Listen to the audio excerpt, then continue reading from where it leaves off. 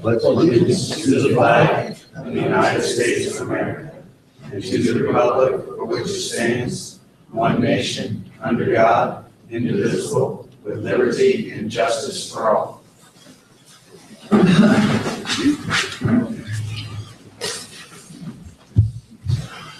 Motion for the approval and correction of the minutes of the regular meeting of September 15th and the special meeting of September 24th, 2014. Motion, please. Brim, second by Blue. Any discussion or corrections, changes? Vote, please. Mr. Brim? Yes. Mr. Householder? Yes. Mr. McCullough? Yes. Mr. Watkins? Yes. Mr. Blue? Yes. Now to the principal and supervisor reports. Are you introducing them or are they? Sure. Brian's getting everything hooked up there, it looks like. Mr. Abbott from Kenton High School will be presenting first. Of course, one first one. They're gonna with their reports. Different reports. All right. Just so you know.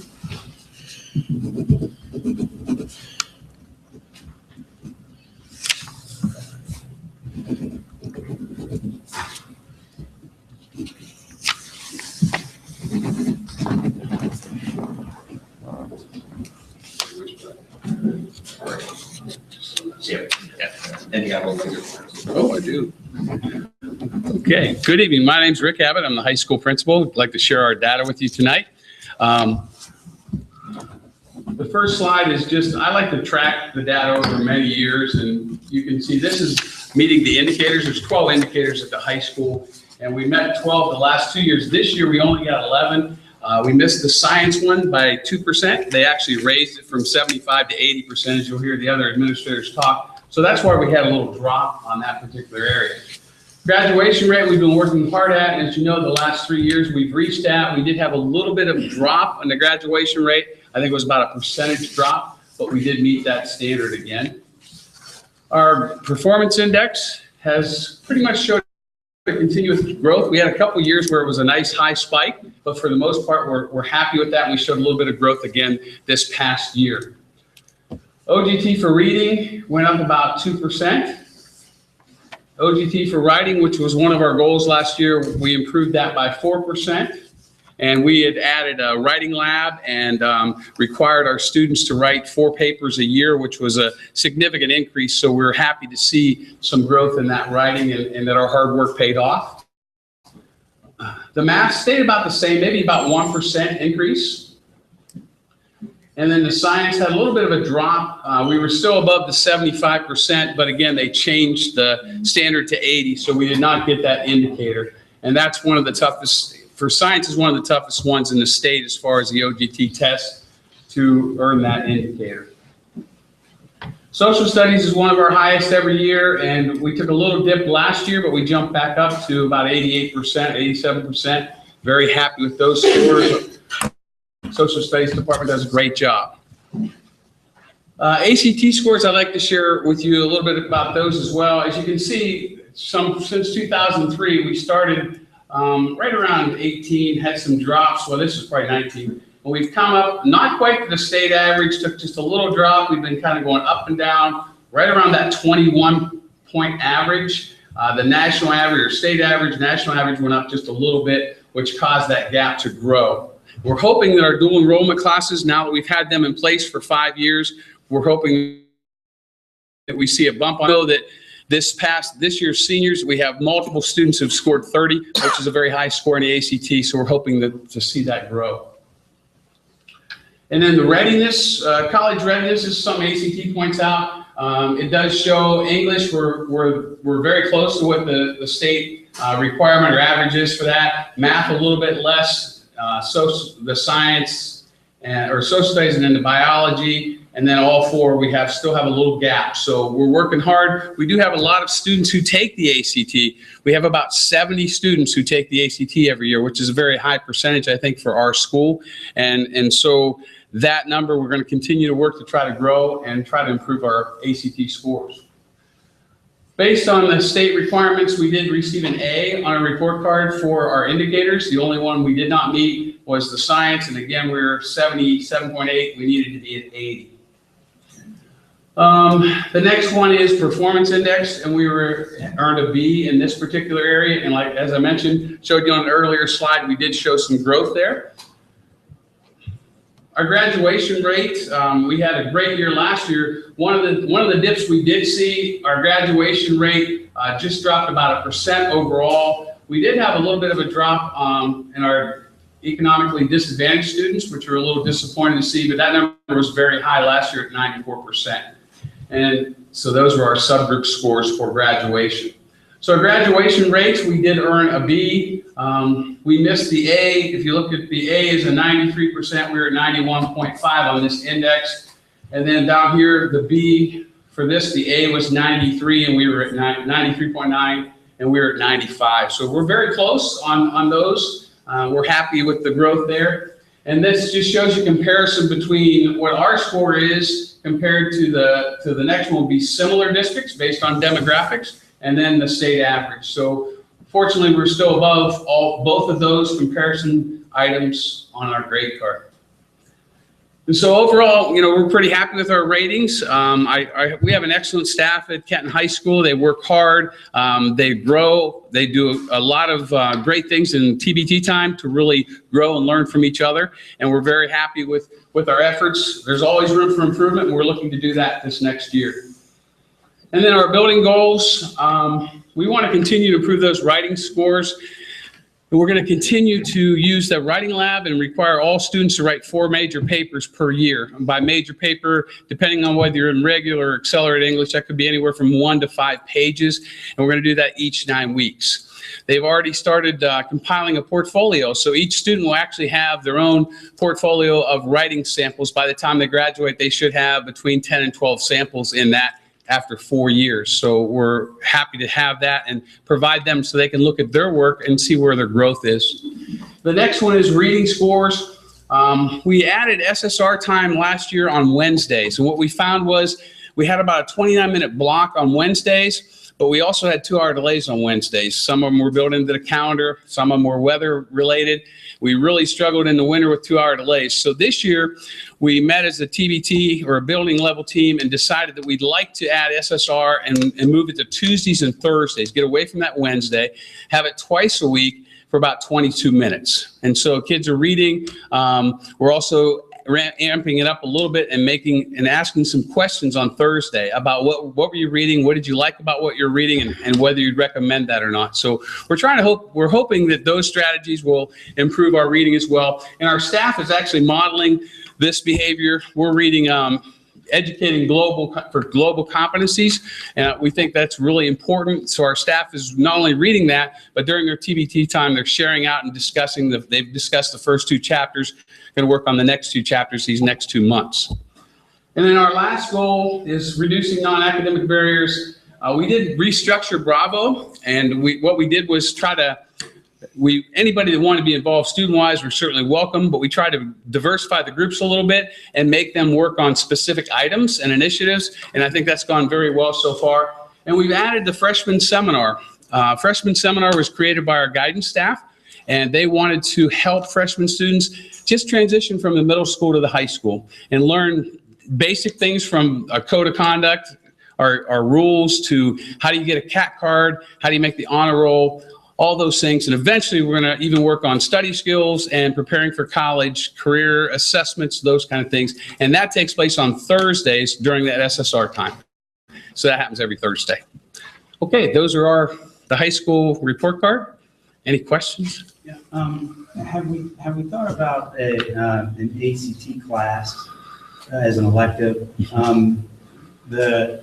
This surveys show that we could raise our ACT scores 3 to 5 points if we offered that as an elective. And if we have 70 kids that are taking that and we get 40 of those kids to take that as an elective, we could see our ATC scores on an average raise probably to 23 from this 20 or 21 that we're at. I think that's a great suggestion. Right now, we already have online materials for students to use. We also have some books for students to use. I can just speak for myself because my son went through that process.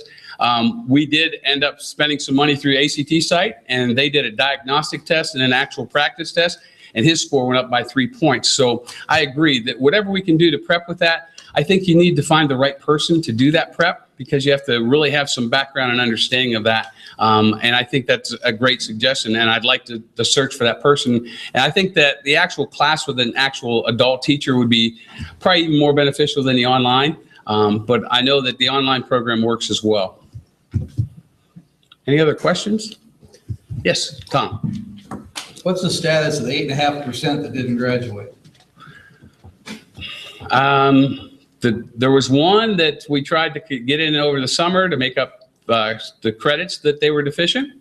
And we only had 2 that didn't graduate this past year that were actually in our building their senior year. And that particular student is still enrolled in the COLA program and is trying to earn that 1 credit, I believe, is what he needs at this time to graduate. The other person, unfortunately, is no longer living in the county, so I really can't touch base Curious with. if we were following up. Yes. And whether they're, because they could be back in school, they could be out on their own, Absolutely. they could be. Absolutely. And we've had a couple students in the past that we've called back in to try to get through that OGT if that was the only thing they were missing. And we've done that. We have one young lady that's going to try to take that in October. Okay. Thank you. Okay. Thank you.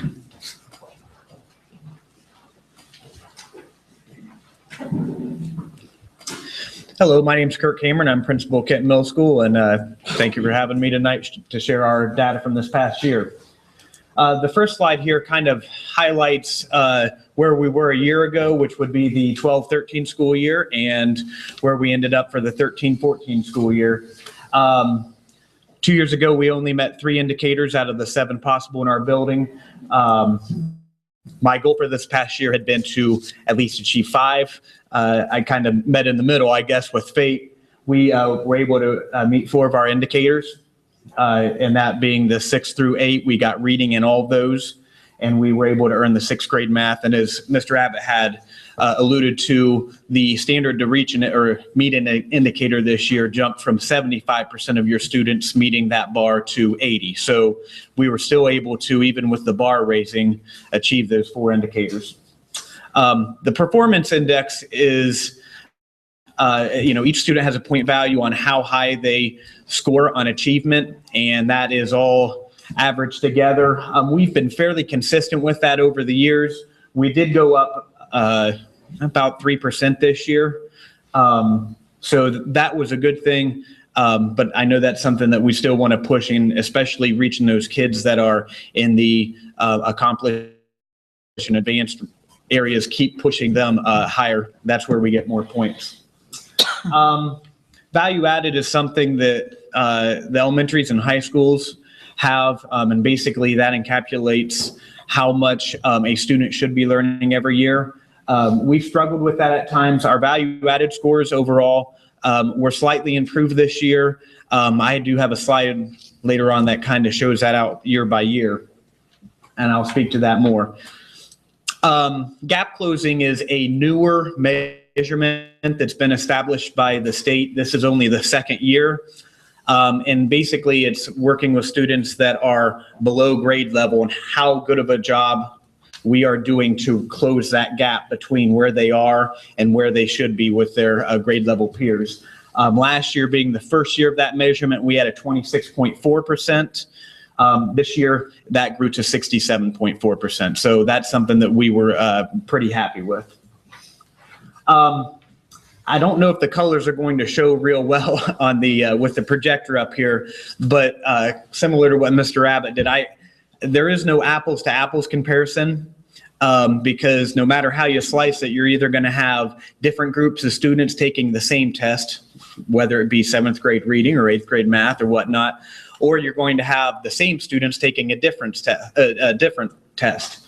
But I kind of like to follow a class and see how does that class do on the 5th grade reading, 6th grade reading, 7th grade reading, and follow it as they move through their educational career. And so what I kind of did is say, okay, and once again, all of this is not statistically significant. It's me saying, all right, I had 80% of the kids pass last year. There are only 74% that met the indicator last year. So that's a difference of 6% there. So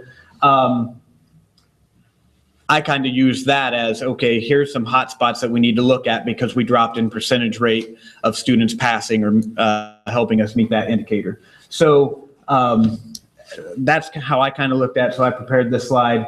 I also showed there at the bottom our performance index and how it's changed over the years. So right now, this year we are at 95, which was back to where we were in the 11-12 school year. And of course, gap closing is a new one, so it's not represented on the 10-11 and 11-12 school years. Value added on the report card is calculated over up to three-year average. And I kind of thought today of incorporating this into the presentation because with that 3-year average, year before last, we had some difficulties. And so that brought our three-year average down. Let me see if I can use the laser here. There we go. So in 2013, the 12-13 school year, we had, as you can see here, we have a lot of red.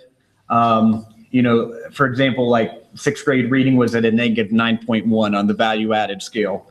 So obviously that was a hot spot. But when you look here at our 2014, we went up to a negative 1.4. So a lot of these red scores here are calculated in our 3-year average. And so you didn't see quite the jump as what I felt was represented in our 2014 scores, especially in the math, having the 2 green areas. So basically, color-coded, red is not as desirable, green is more desirable, or that you were doing better. Some of the things that we have already done to kind of prepare for this year and keep moving forward. Last year, we had some trouble getting our TBT process, which is basically teacher-based teams and them working together to assess students, see where they're at, see what we have to do to help with their deficiencies, and then reassess and see if they've grown or not. We had a lot of issues getting that in place. We're working on that again this year to get that more the common practice than what we were able to do last year. The other thing that I think is going to help us, we have with the new contract, we have the new teacher leader stipends. In my building, they're grade level leaders. So there's some additional responsibilities tied with those positions that I think are going to help. In the past, we've kind of had to play it by ear with math curriculum. This year, we were fortunate enough to be able to purchase a 1-year subscription to a math curriculum. We're kind of in limbo with the status of Common Core in the state of Ohio and et cetera, and didn't want to make a expensive purchase and be stuck with something should the state change direction. But so we've been able to provide those materials for our teachers. We're working to prepare our students for the new style of assessments. That's one thing that is going to change this upcoming year. We're moving from the OAAs to a PARCC type of assessment. Lately, so far this year, our staff have put in lots of work into reworking their curriculum maps. That's something we've kind of spun our tires with during my tenure at Kent Middle School. So basically, I've told my staff that this year we're going to get our curriculum maps done for each subject and grade level so we can check that off and move on. So that's something we're really working hard on. We're also going to be using the map assessment this year. We have yet to give that to the students. We're going to be doing that this coming week or two. So I'm kind of interested to see how that's going to play. It's going to give us kind of a pulse of where the kids are and what we need to do to get them to where they need to be. One other thing that we've changed or implemented is activity period. Last year, due to scheduling and sharing of staff, our intervention time had to be at the end of the day, 3 days a week. And I don't know about you, but if you get off at 5 o'clock, your most productive time is probably not from 4:30 to 5 o'clock. And the same is true to a point for our students. So having that intervention time where we're really concentrating and focusing on what they need to get up to level 2:30 to 3 o'clock is probably not the hottest time to do that. So this year we were able to move that to second period. And we have also created 2 of those days per week will be meeting days, so they're not being pulled out of instructional time to have a meeting for NJHS or anyone interested in playing basketball or wrestling or something like that. So we've tried to create those times as so it would not interrupt the instructional process. So looking forward, we did lose a grade level this year. We're now a 7-8 building, so we'll have a total of 5 possible indicators this coming year. Reading and math in both grades, and then 8th grade science. So our goal is to obtain 4 of those 5. And a lot of the things on that last slide, I think, will kind of lay the foundation for that to happen. You know, obviously, our ultimate goal would be a 5 out of 5, but at the same time, we want to be realistic. We really want to implement that TBT process and get those grade level teams working efficiently, trying to determine exactly where students' deficiencies are on an individual level. So, you know, if it's a student that has trouble identifying theme in a reading selection, or maybe finding the area of geometric shapes, if we can get that student to have that mastery and get them up to grade level, I think that will really show in our scores. One thing we're doing is PBIS this year, and I think that's going to help not only with the culture of the building, but also with kids knowing what the expectations are behaviorally.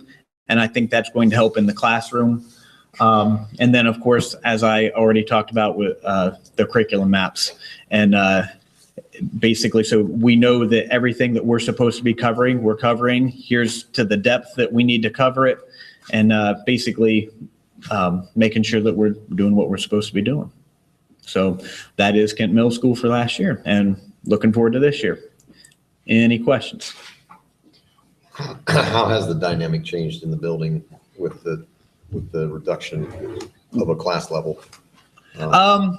Interestingly enough, other than the 7th grade hallway, the back hallway by the cafeteria being a little bit more of a ghost town, the ebb and flow of the building has not changed a lot. I think one thing from a principal standpoint, I like having everyone in the building for security reasons. In the past, we haven't been able to have it tight as I would have liked to. So that's one thing I like about having everyone in the building. But you still have students walking down the hall, and they're busy and they're getting from one class to another. So you know, in addition, we've also had some other programs move onto the same campus. So, you know, as much as we miss the 6th grade and all that, we've also, it doesn't seem near as empty as I thought it would have. Good question, though. Did you have a question? I just wondered, it appears that we're trending in the right direction, and I'd like to see that continue. And I just want to make sure that we can adjust if we're not seeing that. And maybe I'm missing it, and I just in the short piece that I'm seeing. But where would you adjust? What are the things that we can fix that are broken, kind of thing? And I know you're working with it through the curriculum maps and through the building wide expectations for the kids and those kind of things. But we really gotta push that building forward, and it's critical. And I think it's going to be a combination of factors. I think that getting the math curriculum, and those are 2 indicators that we've struggled with, I think that's going to be a great help. Talk about Jody. Well, that's true also. And I will. You know, I liken it to NASCAR. We don't have the driver build the car. We want them to focus on driving that car. So we have a crew there to build that car. Without the math curriculum, what we've kind of had is our teachers having to build the car, and then while the students are in there, have to drive it. Mm-hmm. So with some of those supports, I think that frees them up to be able to spend more time doing a better job driving the car, if that makes sense. Mm-hmm. So I think that's going to be one strong point there. What Ms. Pensarski was alluding to, we also have Jody Cole, who is facilitating a lot of the curricular activity in the 7 to 12 grades. So she's been in my building frequently to assist with some of this mapping. She also spends times in the grade level meetings to kind of coordinate activities and providing resources.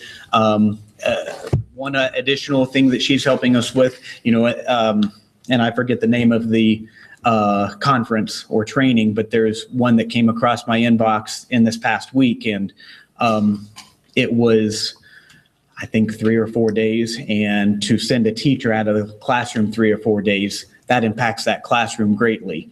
But she was already planning on attending and bringing that information back and sharing it with my team. So now I have the opportunity for my teachers to get what I want them to, but not the cost of having them out of their classroom.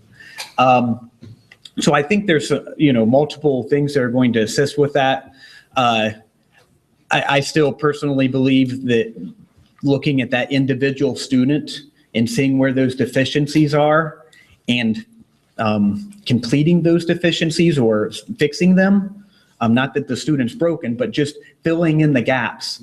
I think that's the most positive thing we can do in that student's life, and it's a win for the student, and it's a win for us when the report card comes out. So that's really where I think that TBT process and assessing where kids are and see where their shortcomings are, and then helping that student, providing them support so those aren't deficiencies anymore. I think that's where I personally believe the biggest bang for our buck is. So we're really trying to focus on that. But like I said, there's multiple things that are kind of flowing in to try and keep moving that bar.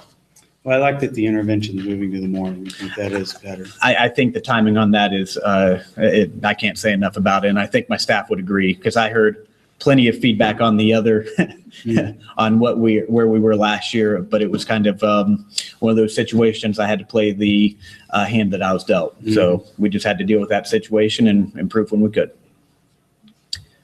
Any other questions? I thank you for your attention. Thanks.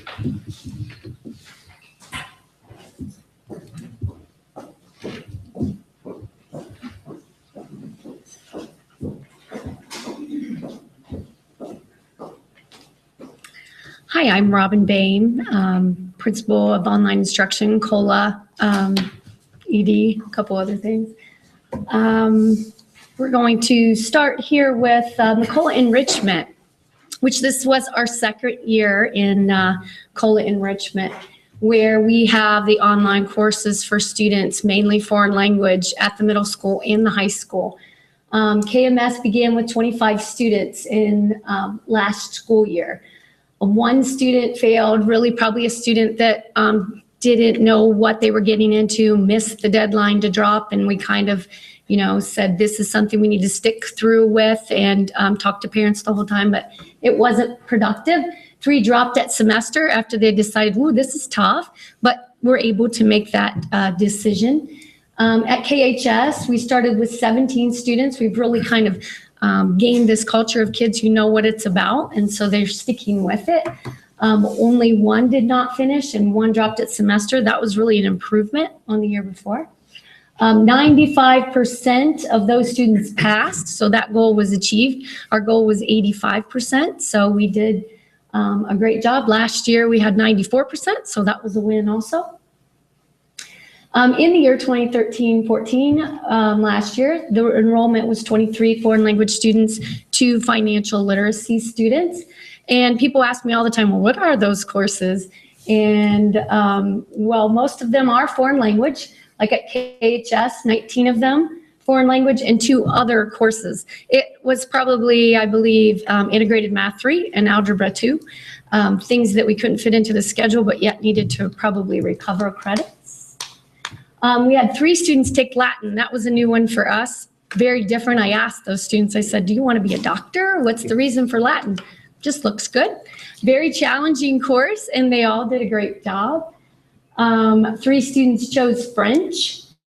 That one's also a little bit more challenging than the common chosen one, but It was a good one. The only one that I actually have training in, which kids all the time think I'm fluent in all these languages. And I wish I knew enough to keep them hanging on with that, but I don't. 20 chose Spanish. Most of those started in middle school. In our middle school Spanish courses, if you take a middle school course, you can then move on to high school, but you do not have to. So if you want to pick it out in Spanish, that gets you prepared for the high school course if you do choose to take that as a physical course when you get to high school also. And then we had 11 choose German. So I know just the little things like Sprechen Sie Deutsch and Guten Tag, and I say that every once in a while so they'll laugh. And 3 chose Chinese. Mandarin Chinese is what it is. They changed their course description a little bit, and I actually got to sit down with Ripada, one of our new exchange students, and go through the course with her and watch her say, oh, some of this is easy, and then some of it was a little more challenging. So we got to figure out that it's actually Mandarin Chinese, not Cantonese, but a little bit of this and that. A lot of culture.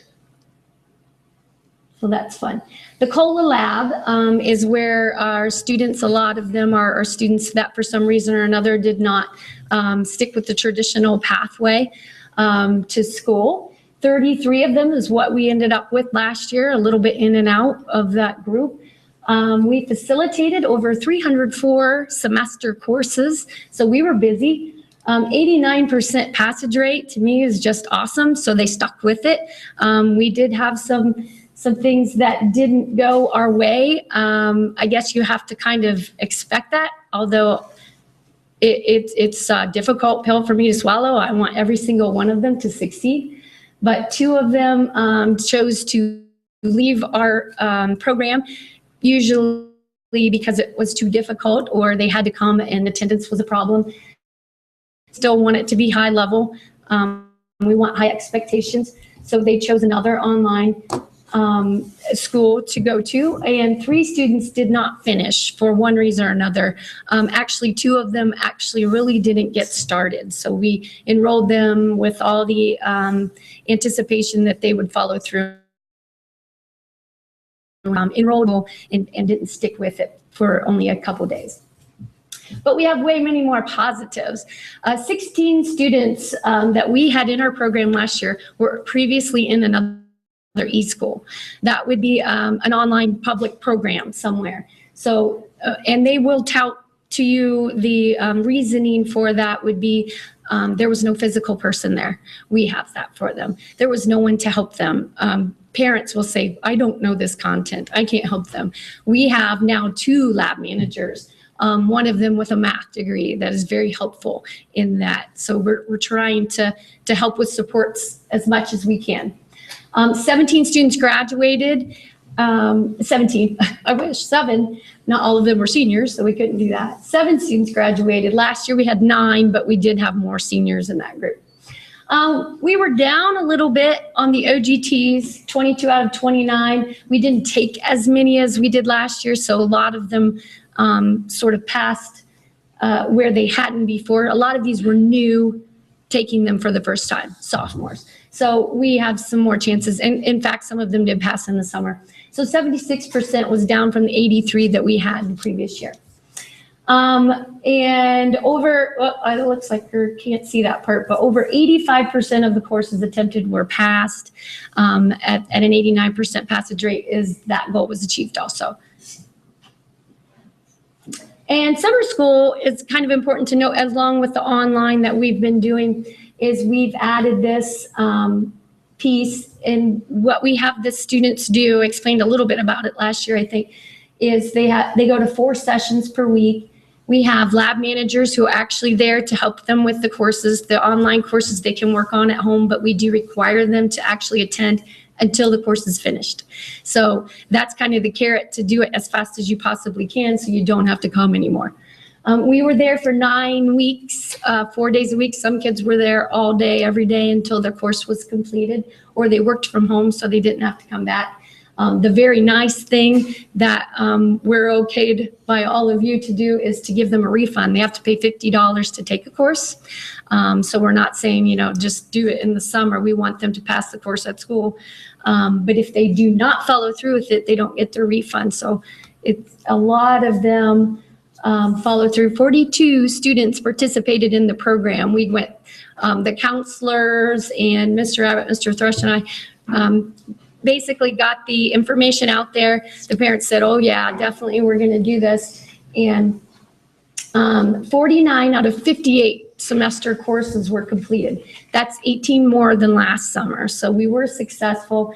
84% of the courses that we loaded for students were passed. If they were not passed, excuse me, it was generally because they did not start the course. So there were students who paid for the course and did not follow through. I think it's important to note, along with our goals, is that 85% of our students, again, do complete the courses that we load for them, which would be a typical high school schedule, is what we would expect for most of our students. We have just a couple junior high students. Right now, we have 15 students returning. 3 of those students are open enrolled. Thank you. 9 of those students are returning to us from, we said 16 the year before. 9 of them are from other online programs. Excuse me. And which means they went to a public school online and said, this didn't work for me. Generally, they come back to us or to Kenton City Schools with very few credits. So we have to recover credits and move them on. And then a new thing this year that I just think is amazing, that a lot of our students have jobs. So 10 of the students that we have in the lab right now are employed and are actually scheduling, not only their schedule to go to school and work from home, but also to go to work. And we currently have 36 students, which is almost our max. We're very close to that in the lab we have right now. So that's a pretty good thing too. Then the other online thing that we do in the district is gifted. Amongst credit recovery, we're also working with that and OGT. We have several students at the high school that are taking OGT courses online as sort of preparation to take the OGT. We do that with our COLA students as well. In grades 3 through 6, we use Renzulli Learning, which is an online curriculum. It's not a curriculum at all. It's an extension of what the students are already doing in the classroom. So what we hope for it to be, and we're kind of moving in that direction, is it to be an extension of what the standard is already that is being taught in the classroom. So we're not saying, as nice as it is for kids to do a fun, different project, we want a fun, different project that is aligned to the standards that need to be taught. We want them to extend beyond. If they get what we're teaching in the first 5 minutes, we want to be able to say, okay, what more can we do with that? And we want to give them a chance to run with it. So we do that through an interest inventory, and a lot of it, the students choose. Sometimes they get to choose what kind of project they get to do. And then Suzanne's going to give some information on the gifted input points, and she has some things for you there. But there are 75 students at the elementary that are involved in the gifting program too. But any questions for me? On the enhanced enrollment classes, I think you called them, or they were mostly foreign language classes. Mm-hmm. Where do you see that going? I mean, it seems like there's a lot of potential there for certain students, at least, to broaden their opportunities of study. Well, and we've noticed been totally embraced yet, but where do you see it going? Yeah, it's kind of more and more, but we have had more inquiries about other curriculums. We actually have some students that they can't fit into their schedule. Let's say they're in band, choir, and some other things they don't want to get behind where their peers are. We have a few students taking health online, or just some things that are required that they can't get into the classroom, that we can do that online. We have some other credit recovery courses that they're taking, maybe a math course that they can't fit into their schedule, but yet we don't want them to be behind. So we have that. Now, enrichment wise, there's more inquiries all the time. We have another student that's taking a financial literacy and then I think a computer literacy course where they're asking more about, can I see the course list? Can I see next semester we'll have a student taking psychology. What else is out there? What can I look at? And the counselors at the high school have been very good with, let's open it up. Let's broaden our horizons. And so right now it's kind of individual based, like students that say, ooh, I want to try that. We say, sure, let's run with it.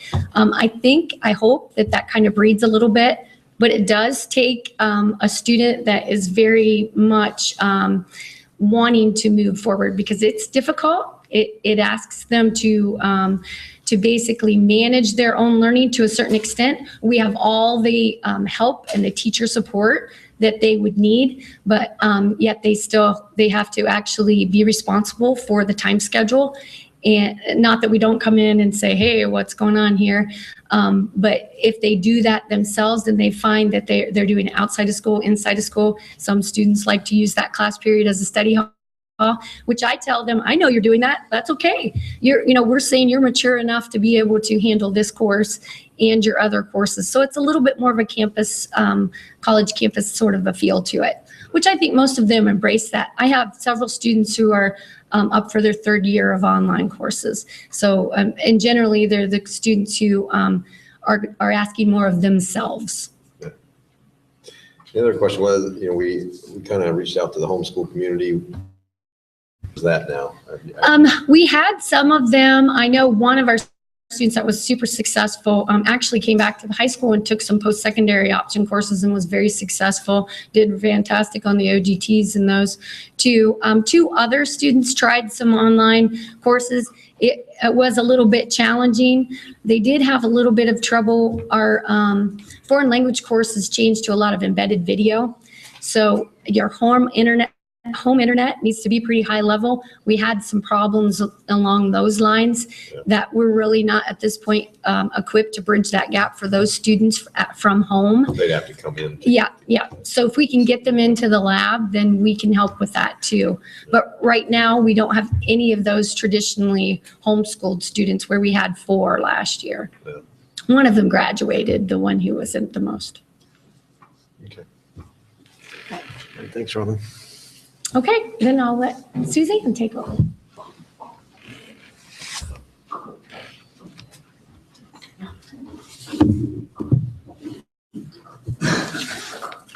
You have in front of you a white stapled set of papers there. I'm Suzanne Hardesty. I'm your gifted coordinator. Well, you did, used to. It's under there. I just want to say the gifted indicator, while it's not reported in parts, it's reported in parts on the report card right now. It doesn't yet hurt or help our district rating. So the pieces that I'm going to tell you about, parts of them, they're reported on a report card, but they don't hurt us or help us. So we still have room to grow and time to grow. Sort of a summary of what you have there. I wanted to give you all of the information. You can look at it in more detail later because I've not presented to you before, and I wanted you to have a lot of things to go back and look at and think about. First, I wanted to comparing the 2012-13 school year to this past school year. Kenton, as a school district, approved in the gifted ranking, the state ranking, from 508th in the state all the way up to 170th in the state. And you'll see farther on how that compares to our neighbor districts and our state-rated similar districts. And it's phenomenal, but I'll get to that. The second piece of our gifted indicator is the performance index, and that's specifically the gifted performance index. And that takes a look at the students who are gifted in the area of that test. And as you'll see, as the principals continue to share their specific school's performance index, it's high. That gifted performance index is higher than the school districts. And you can see that it even jumped from 2 years ago to last year.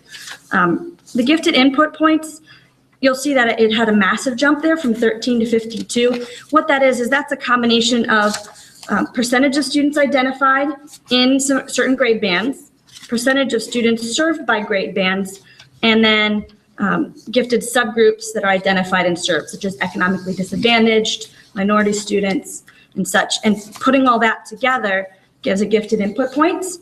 Some of that leap was because in the 2013-2014 school year, was my first year in the district. I reviewed all of our data, and I was able to identify students who previously should have been recorded as gifted and just hadn't been reported that way. Another portion is that we changed that service. That Renzulli enrichment model was new last year, and that helped us to serve a lot of our gifted students in that younger grades. As Robin said, we have 75 this year in that grades 3 to 6 band. So even this year's going to be an improvement from last year. We're already looking at improvements. The final part of our gifted indicator is our gifted value added score. Currently that's a D, and that's not where we want it to be. So we're going to be able to look farther and see why that is and how we can make improvements on that. One thing that we plan to do, we already have, are looking at high quality professional development to help the teachers with those differentiation strategies to improve that value added score. So that should help, along with looking specifically at students' data. The second page there has our 2012-2013 school year data, and it goes into specifically how we got those rankings, and then you can see how we compared between our neighboring districts. I think the more impressive piece, though, is that third page where you look at our comparison and ratings for last year. In order to have met the gifted indicator, and like I said, it's not yet reported as met or not met on the report card, you had to have gotten 115 as the performance index in the gifted subgroup, which we did. You had to have gotten 40 plus input points, which we did, and you had to have gotten a C or higher, which is the only part that we missed. So we were one from meeting the gifted indicator. And as you'll see with our neighboring districts and our only district that's similar to us met. See a similarity to Kenton? Only one other district similar to us met. And then I highlighted Maysville local because they're very similar to us. They're only 2 districts away from us, 1 point away on the gifted input. So they were close to meeting. So we had 2 districts that did better than us out of the 10. So we know who our competitors are. We know who to beat next year, this coming year, and we have a plan for how to meet them. So I'm very hopeful that I'll be able to come up to you next year and say that we will have met that indicator. So I know there's a lot of data there, but do you have any questions?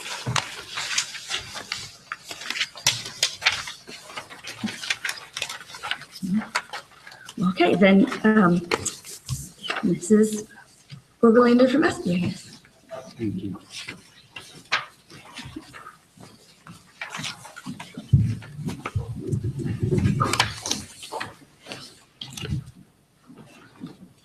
Hi, I'm Elizabeth Overlander, and I'm a 6th grade teacher at Kenton Elementary School. I'm representing SB, the former SB building. As you know, Ann retired, and so she's not going to be giving the building report tonight, and Mrs. Penzarski asked if I would do that. So I have great pleasure in sharing that with you. This is just a snapshot of the page that you could see from the ODE website. Try and stay out of the way and look at it at the same time, I guess. I guess the thing that I would take away from the big picture, and I think that's why the state changed the rating system to that letter grade, is we can look at that and, you know, if our children brought that grade card home, I think that we would probably be pretty proud of those A's and B's. Can you go to the next one, please? This page represents the performance index. And that's, you know, the same thing that both Mr. Abbott and Mr. Cameron had shared before. The thing that I noticed most on the trend data from 2010 through 2014, if you look at the colors over there on the side, we want that red to be getting ever increasingly smaller, and that's our lowest percentage of passing. That's the limited level, and we do not want students there. You can see how much smaller that has gotten at SB from 2010 through 2014. Similarly, we do not want that yellow to increase at all. That's our basic, and that's the highest level of failing, if you will. And that's also decreased significantly On the flip side of it, if you would look at the blue at the top, that's our advanced proficient, that's our highest level of achieving students, and that has increased since 2010 all the way up through 2014. That's a bigger, so I guess if you're looking matching colors and changing the wedges, we were headed in the right direction all those past years there for our performance index. This is the same slide that the other two gentlemen had talked about with the performance indicators. Indicators met, I should say. We have scored a B there. I found it kind of interesting as a math teacher to look at that and see that we got 6 out of 7, and that was an 85.7%. So the only thing we could have gotten better was a 100%. There was nothing higher than an 85.7 between that and a perfect score. So while we would have loved to have had 100, we were short just on one indicator. Boy, everybody thought the colors would look so good on our screen, didn't they? It did really look good. The top graph shows the trend data from 2010 through 2014 for 3rd grade. The middle one is for 4th grade, and the bottom one is for 5th grade. Math being the red lines, reading being the blue lines, and in 5th grade we also had the science test, which was yellow. Interestingly enough, by just like the other two gentlemen said, tracking that class data. I looked, with most interest at the 5th grade because that's where I had come from, and I looked at 2011 at the considerable dip there, but I also looked at that same group of students when they were 4th graders, and you can see in 2010 they were very, very low as well, just, trying to get that trend moving everybody forward, and I think if you look at that big picture, and as I would teach my kids to line the spaghetti across the graph, we're definitely headed in the right direction on all 3 of those grades, 3rd, 4th, and 5th. This is our value-added data. This is the measure for progress across both math and reading, and again with the colors, and this is a lot of statistical things that I don't understand, but I do know that when I was looking at my own individual teacher score, you want yellow. That's okay, and you really like dark green, and you don't want anything red, just exactly like we heard before. So at SV, we didn't have anything red. We had green, we had a lot of dark green, and we had one area of yellow, which is in that standard measure of error, just above -1 and below +1, in that range right there. So in other words, 2 thumbs up. That closing the gap, that is that new piece, objectives, that's the old AYP. Am I right on that? That's the old language for that. That's an area where this was the hardest thing for me as just a teacher, not a statistician, to understand, but that red line, each of those 2 graphs identifies the goal, and you're measured, given a percentage grade, how closely you reached that red line. In both reading and math, we are just ever so closely enough that we received an A score and a 94%. And that closes the gap. That was, again, closing the gap for all of the subgroups, the economically disadvantaged, the all students subgroup, and the white subgroup. And that's what I was able to gather from the ODE website. Do you have any questions that I can answer? Congratulations, first off. It was wonderful, and Mrs. congratulations. And I think for us here, we're hopeful that what you can bring to the whole unit as an elementary school, that those things will start to help some of our other schools that maybe we're lagging or falling behind in, so that those teaching practices can improve our overall standing. I would attribute a lot of it to how we were able to use the educational assistants and every single staff member in any capacity that we could. Intervention was a big thing at SV, and how we use those at assistants, that differentiation, the constant formative assessment, figuring out how to make kids into fluid groups and moving them based on who can help them most. And I hope that made a difference. From my standpoint, I think that's what did it. Great. Thank you. The numbers proved it. Yeah. Thank you.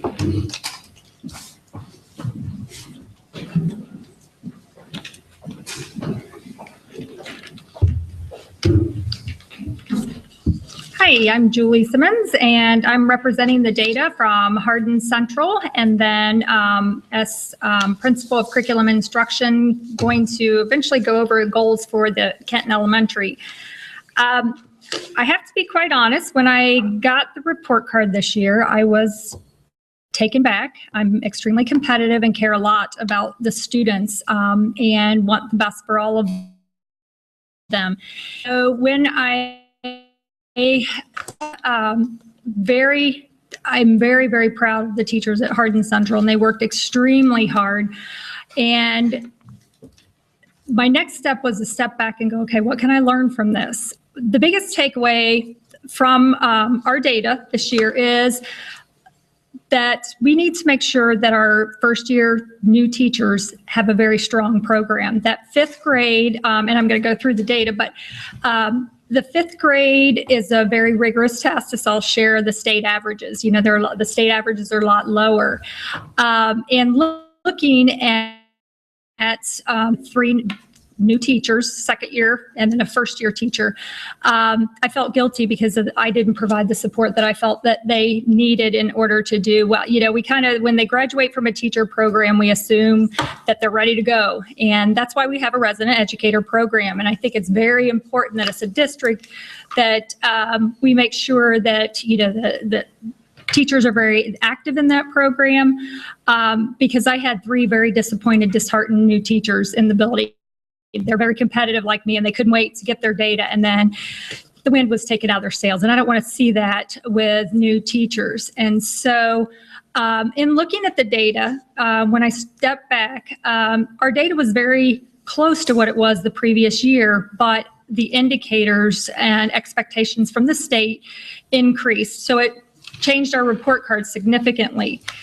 So with that said, what I'd like to do is kind of look at the goals we had set last year. Our goals, and we spent a lot of time in our TBT meetings talking about increasing rigor, looking at that top fifth quintile, and really trying to get students achieving in those higher categories. And then the second goal was to kind of look at our math curriculum. And there again, we're kind of, this is the first year I think teachers, Elizabeth can attest to this, is we're 100% Common Core. They've been, for the last few years, they've been in what we call the crosswalk, where the standards were a little bit of the old standards, a little bit of the new, and they were tested over a combination.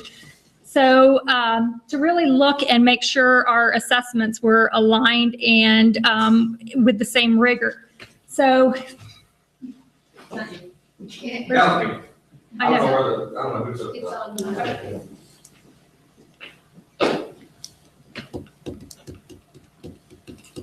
so in looking at our third grade, this is the fall. If you look, our total percent in the fall was 80%, which is phenomenal for third grade. When you look around the schools around the area, 50 to 60% in the fall was around the state average. So we were way above, and I attribute that, you know, we worked very hard on our early literacy and the younger grades, and it really pays off on that third grade fall assessment. So in the fall, we had 80% proficient. If you look in the spring, remember our goal was looking at that advanced category and the improvements that we made and pushing these kids to achieve at the higher levels. Just looking at fall from one year to the next, very similar fall scores, although the previous year, 92% were proficient in the fall, which was extremely good. Comparing the end of the year to the end of the year, our goal was to increase advanced. We went up to 62%.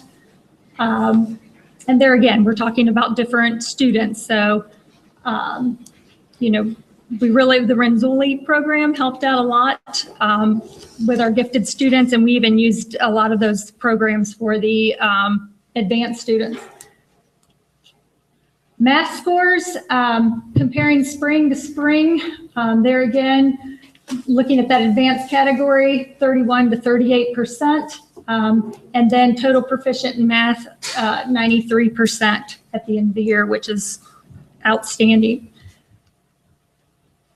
And this is kind of a summary. I always like to look at this one because it always kind of puts it in perspective. The rigor from the test year to year changes. And so you can always look at that state average. And our goal has always been to be well above the state average. And so in third grade reading, 94.5% proficient. State was 81. In math, 79% for the state and 92% in third grade. Fourth grade, doing the same thing, kind of an analysis from year to year, looking at that advanced category, 4%. The previous year, up to 30% advanced. And then total overall proficiency, pretty much right around the same, 99% the year before. We only had one student not proficient, and last year we were at 95%. In the math, am I going the right direction? Sorry. Yeah, that was reading before. Okay, sorry. Math, 35% advanced. There again, meeting our goal of improving those advanced categories, and overall 92% proficient. So looking at the state averages as well as the district and the school, you can see we were well above state average. Fifth grade reading, from the previous year, we went from 83% proficient to 78% proficient. However, we did in the advanced in some of those higher categories, we increased and had more kids scoring in the higher categories.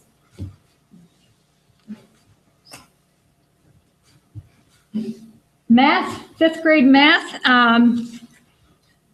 22% advanced last year. We went down a little bit in that advanced category, and overall we went down 2%. Like I said, our report cards were really the same, but with the requirements, our grades overall went severely down. And then science, same thing. Our goal was looking at those upper categories, but overall proficiency, 76% the year before and 73% last year. So looking at the state averages, and this is what I had to step back and remind myself, you know, for teachers that are just starting their careers and pushing hard, and they really did an outstanding job. To be that far, like I said, above the state averages, you can tell the rigor, like I said, of the test when you can tell the difference between, like fourth grade was 85%. And at fifth grade, the average passing rate was 71.9, in math 67.5, and in science 69.1. So we were well above, even though we didn't end up where we wanted to, we were well above those state averages. And this kind of talks, I'm going to leave that up there. This is for when I come back and talk about building goals. But what impressed me the most with the teachers was the day after the report card came out, they said, when can we meet? And the next day we met. It was a Saturday. And we got together, we looked through their data, we came up with a plan, they wanted to know how they could better themselves, and that's all we can ask. That's what we want out of teachers, is just be able to look at the data, come up with a plan, and want to better themselves each year. So overall, our performance index, we stayed in the same category with a rating of a B as the year before. It was the indicators. We did not meet the fifth grade indicators. So we went from a B to a D. Gifted category, we stayed the same, which I was shocked. That was the area that I thought data-wise, because of the advancement in the advanced categories in the different grade levels, I thought that our value-added piece would improve in that area, but we remained a C, as well as the lowest 20%. In the gap closing, and that has to, are the subcategories achieving at the same level as all students? We went from an A the previous year to a D this current year. And so basically, in summary, I am really excited because I think as we head into the new elementary, having those, somebody said support and having those teams, and seeing how hard, SB, I want to congratulate them because they've worked extremely hard over the last few years and they have made those, those gains. It's not easy. And so by working in teams and sharing the strengths of each other and providing, I think larger teams, providing more support for our, new teachers coming in is going to be a huge asset. So, questions? Good luck. Thanks.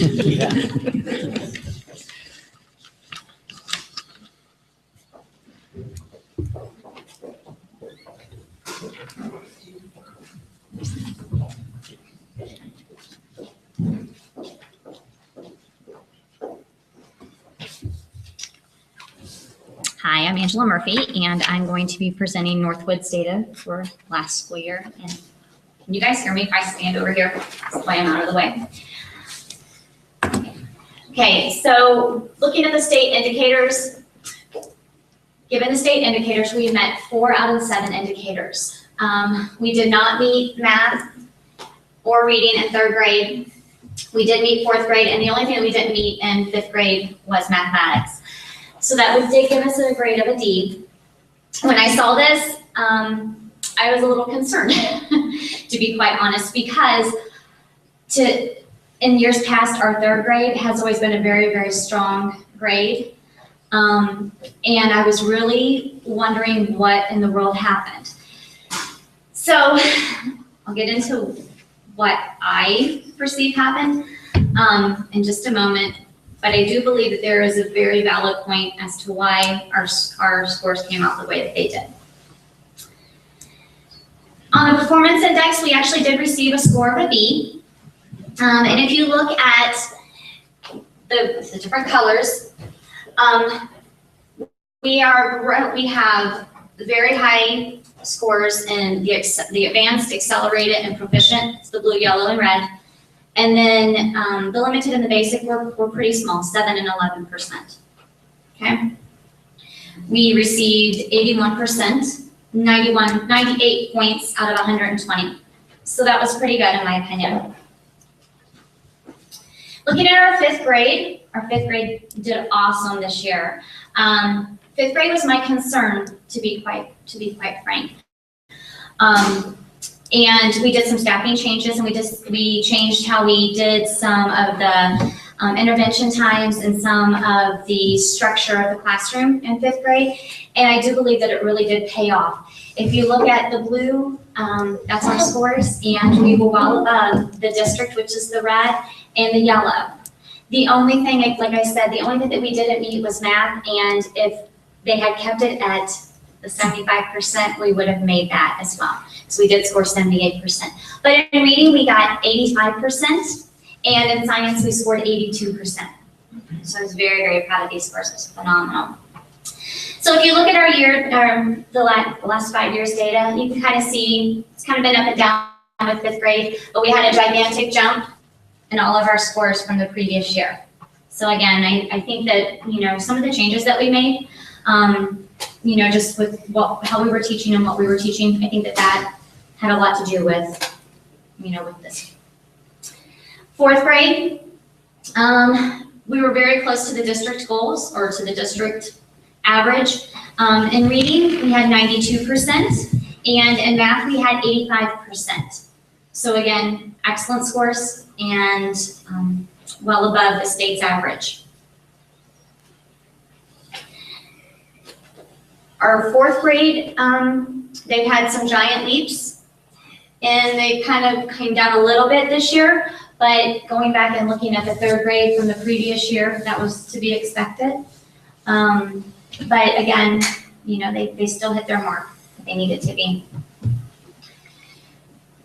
Okay, here's 3rd grade. This was my concern, and I'll explain all this in just a moment. When I looked at the data, the specific students that were recorded on Northwoods data, There were students that were hooked to Northwood data that did not receive direct instruction at Northwood.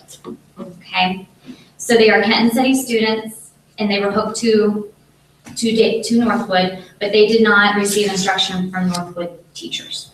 Okay, if I take out those particular students and I only look at the students that received instruction from Northwood, we would have scored 82% in reading and 80% in math. So we would have hit our indicators on those two. So with that said, we kind of finagled our little math thing. These are the points for last year's scores. Okay, the scores that were recorded for the state, they are down here. However, the scores that if I take out Northwood direct instruction students, they are up here. So you can see they are down a little bit from the previous year, but they're still above where they were. So, just because I want to see what this would look like, if we input into this state indicator chart, if we input our scores, we would have met 6 out of the 7 indicators, which would have given us a score of 85.7%, which would have given us a B on the report card instead of a D. So it's a little disconcerting, but at the same time, when I took out the ones that were not directly instructed by Northwood teachers, I felt much, much better. So I know that the public is not necessarily going to see this, but I see it, and I know my teachers see it, and I know that they felt better as well about it. So, does anyone have any questions? So the obvious question is, why were you tagged with Northwood kids? Can I throw that over to you? I don't have the answer to that because I didn't make that decision, Dave. So I didn't make it either. Well, but the issue is that there are students that attended elsewhere in other programs. So that could be things like our SWSD programs. That could be things like our emotionally disturbed programs. I mean, it could be different places in the district, and they're always tagged. They have to be tagged to the grade level that they're involved in. There are students. This year they were tagged to Northwood, and unfortunately, given, you just have to do the ratio, given the number of students that were in that class, it forced those scores down. Okay. So. But overall, I have to say that I'm very, very proud of the work that my teachers did do last year. And it was a definite improvement from when I stood in front of you guys, 2 years ago and even at the beginning of last year. So. Thanks.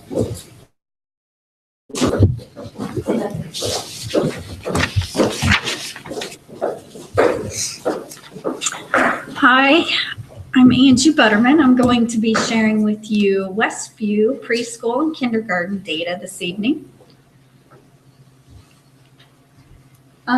This is the last year that we got it go. It's a rhyming test that we give all preschoolers. And I just want everybody to know that out of the 25 students, 12 of those students are on IEPs because it's a preschool special education unit. So we do have typically developing children in this unit, but 12 of them are students on IEPs and have difficulty with their learning. Out of the 25, we had 2 not on track, 5 that needed further assessment, and 18 on track. With the counting with preschool, the expectation is for them to be able to count to 10 with one-to-one correspondence by the time they leave preschool. We have the higher expectation that they would be able to count to 20 before they leave preschool. And so the transitioning preschoolers, we had 1 not on track, 2 further assessment, and 22 that were on track. in math. I guess at this time, I'd like to just talk to you guys a little bit about the new grant that we received this year. It's called the Early Learning Expansion Grant. And I think it's going to be a piece that helps us close the gap for our economically disadvantaged children. With that grant, we received monies that we hired a second early childhood educator, and we can serve additional students in a combined unit with that preschool special ed that are economically disadvantaged. So we're able to serve students on a reduced rate. And also, if they can't afford it, we can serve those students that are free. So I wish we could serve all 152 of them in preschool that way, but we're making strides. We're making an effort to go that way. To the kindergarten data, this is our DRA data. This is reading levels. It basically matches children to that level of book to get them to read. By the end of kindergarten, they should be able to read at a level 3. With our expectation, we like them to read at a level 4 or higher. If you can see, that's where I have a chunk of kids in the 3s that I'd like to move to that level 4. When you go to a level 4, you have to do comprehension activities. You have to retell. That's very difficult for young children to do. And so that's where we would like to focus our interventions and our instruction this year, is on getting all the kids to retell. That'll help them bump up to that next level in the DRA. With our short screening measures, with reading, we had 4 not on track, 20 needing further assessment, and 128 of them out of 152 that were on track. So that was 84%. And with our math, we had 9 not on track, 14 further assessment, and 129 on track. So we had 129 out of 152, which is 85%. So that is all the data that I have to share with you with preschool and kindergarten. We have Julie and Mr. Gaynor that will be coming up to share goals for KES. Do you have any questions regarding preschool or kindergarten? How's things going with the additional teachers so far this year? I mean, is that? It's going wonderful. Although our other teacher is out on maternity leave. Yeah, that's right. So we've kind of just, he's in there, but he's doing a fabulous job. His name is Nate Rulin. He's had a huge learning curve to start the beginning of the year, and he's doing a great job. Good.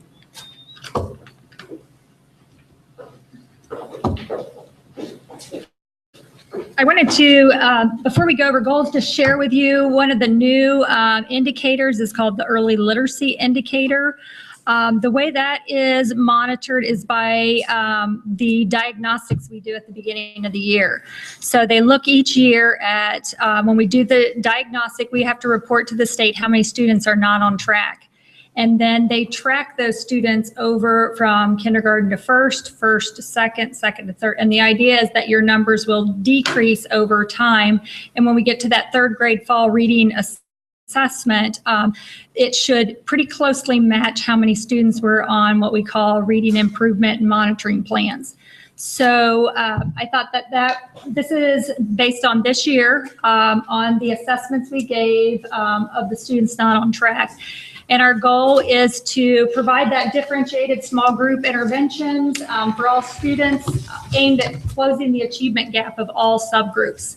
So we will be monitoring those throughout the year, that not on track group, and making sure that they're making the progress to being on track by that 3rd grade fall OAA tests. So academic goals for the upcoming year, in looking at science and some of the science scores, one way that the teachers came up with to help improve and strengthen our science program is to create literacy units for the primary grades, K1, 2, that will not only increase their science unit, but work on that informational text. So we're really going to focus on those units of study and designing those around the Common Core standards to get more informational text and plus get those science skills and that foundation. So 4th, 5th, and 6th can actually build upon that knowledge. And we're going to continue to look, now that we're 100% Common Core in math, look for those resources and curriculum to support our curriculum and to make sure our assessments are the same rigor as the new PARC assessments that we will be taking.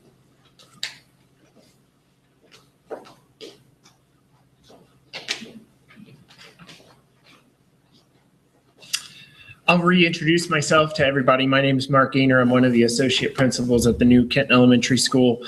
One of the unique opportunities that we have this year in opening a new building is to basically create a school culture and a school climate from scratch. We're consolidating all these buildings that had their existing climate and culture, and we're making a new climate and culture. And this is going to be an ongoing thing for the school year, but we have 3 goals that we really want to reach this year in regards to school climate. The first one is to increase communication with staff to improve staff engagement. And this comes from the district goals that we have. This is a big focus this year, is engagement across the district, but specifically at the elementary, we want to improve communication with teachers. We want them to be in the loop. We want them to understand new procedures. We want them to understand what is going on. At the beginning of the year, staff took surveys. From those results of surveys, we've been able to gather a lot of data about how they feel about the building and the district as a whole. We've placed them into professional development groups based on the results of those surveys. And then here over the course of the next month, we plan to meet personally with each staff member and talk about their individual survey in an effort to try to build a relationship and a rapport with teachers and to give them the resources that they need. As administrators, that's our job, is to help them reach the goals of high student achievement. The other things that we've done, we've started a newsletter from the administrative team out to staff weekly. It's called the Wildcat Roar. Our goal in that is to provide a calendar of upcoming events, positive things going on in the building, and to highlight things that they need to be aware of as teachers. And we've also provided staff with a common plan time this year. So all grade levels have a common time to meet so that they can work together as teams to really reach high levels of achievement. The second goal is a student goal. We want students to be able to reach high expectations. I've heard that several times tonight. We want to push the bar higher and higher. One of the ways that we do that is to encourage students individually to raise their own bar higher and higher and higher. And so we want to provide them with opportunities not only in the school day, but outside of the school day to reach those high levels of achievement. So we have programs in place such as Tech Wizards, a robotics program. We're using peer tutoring, or we plan to use peer tutoring to get kids to challenge each other. We want to meet social needs though as well. Susie Thrush has been a great asset to the team as a guidance counselor. She's been able to really work one-on-one with students, but she also has a goal to provide a whole building culture and climate among students of being positive.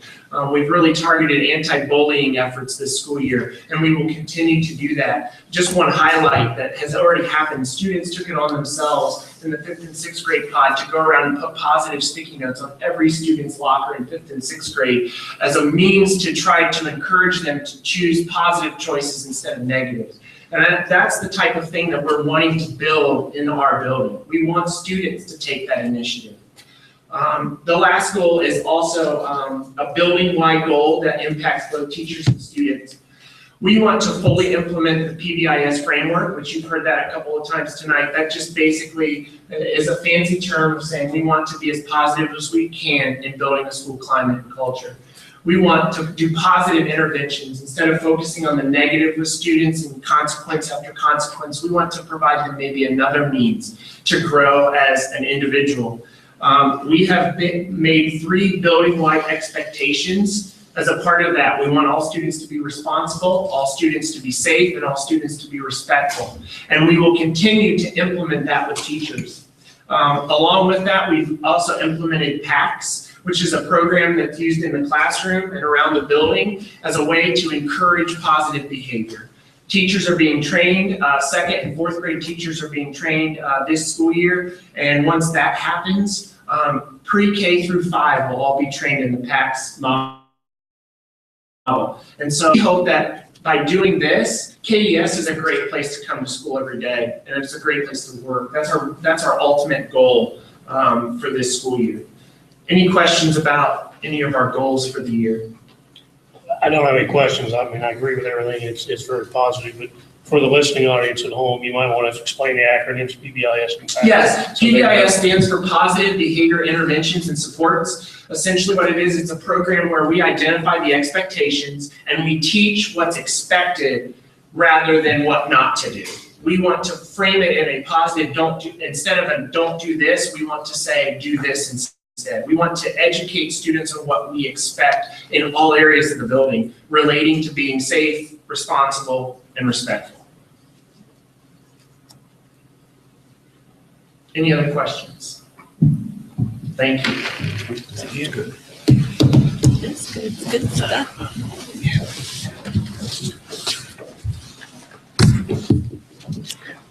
Well, we certainly appreciate all you principals and administrators coming this evening and filling us in and giving us all this good information. So I don't know if you're going to stick around for the rest of it or not, but thanks for being here this evening. Appreciate it. What's that? I said they don't have to. They've had long days, long day tomorrow.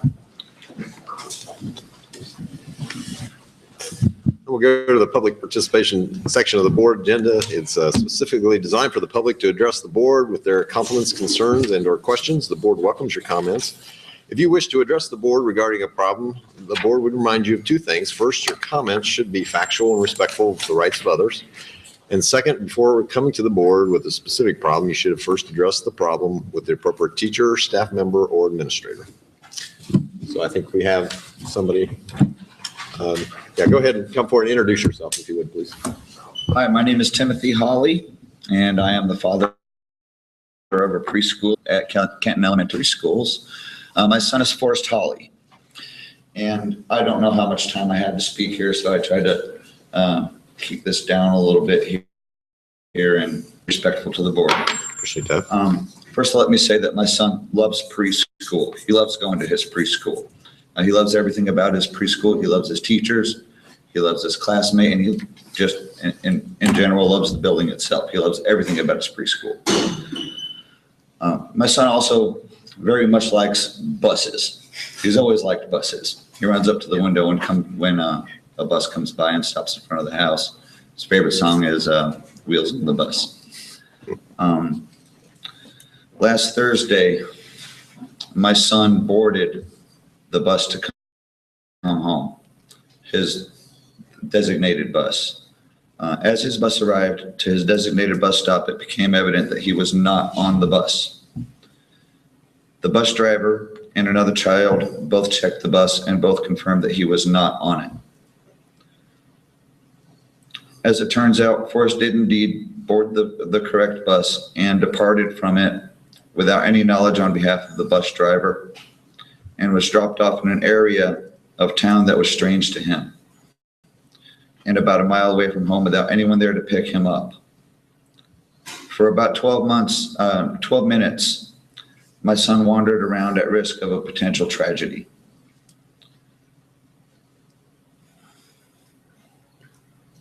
A neighbor of mine who just happened to be in the area saw him running down the street, rubbing his eyes, scared, lost, and crying his little heart out. She stopped him and essentially saved him from any potential tragedy. I say saved because he's still only a little boy that would run into traffic by accident and possibly get hit by a car or a truck. He could have been picked up by a predator, and no one else was stopping to help him out. Let me add that the people that did help him and reach out to him and save my son did not recognize who he was until the officer had arrived on scene and they looked in his backpack and saw his name. At that point, they all recognized him as my son. The bus driver swore up and down that my son was not on the bus, that he was never on the bus. I immediately drove, once this became aware to me, I immediately hopped in my car and drove to school. It only took me about 2 minutes. I was hoping that my son was at the school. Possibly he was on another bus, the bus was bringing him back, and my son was okay. However, he wasn't. I spoke with Angie Butterman, and she started calling out to the buses to see if he was on a different bus. And unfortunately, he was not. He was not at the school, and he was not on a different bus. As she called out to the other buses, we realized that he was not on any other bus. And at that point, I asked her to call the cops and have them start looking for my son, to have them look for my lost child. And at that point, Angie Butterman decided to roll the dice again with calling the bus drivers to see if my son was on a bus, possibly sleeping, to no avail. Again, I asked her to call the police to have them begin searching for my lost son. At that point, I believe she handed me over to Mr. Gaynor, the associate principal, and again started calling the buses. And at this time, I was growing very frustrated, and I would imagine, as you guys can imagine, pretty angry. Again, we came up with nothing, and again, I asked that they call the cops. And at that point, Mrs. Butterman had suggested that I go back to the bus stop to see if he was there. He didn't get off at the bus stop. He wasn't on the bus.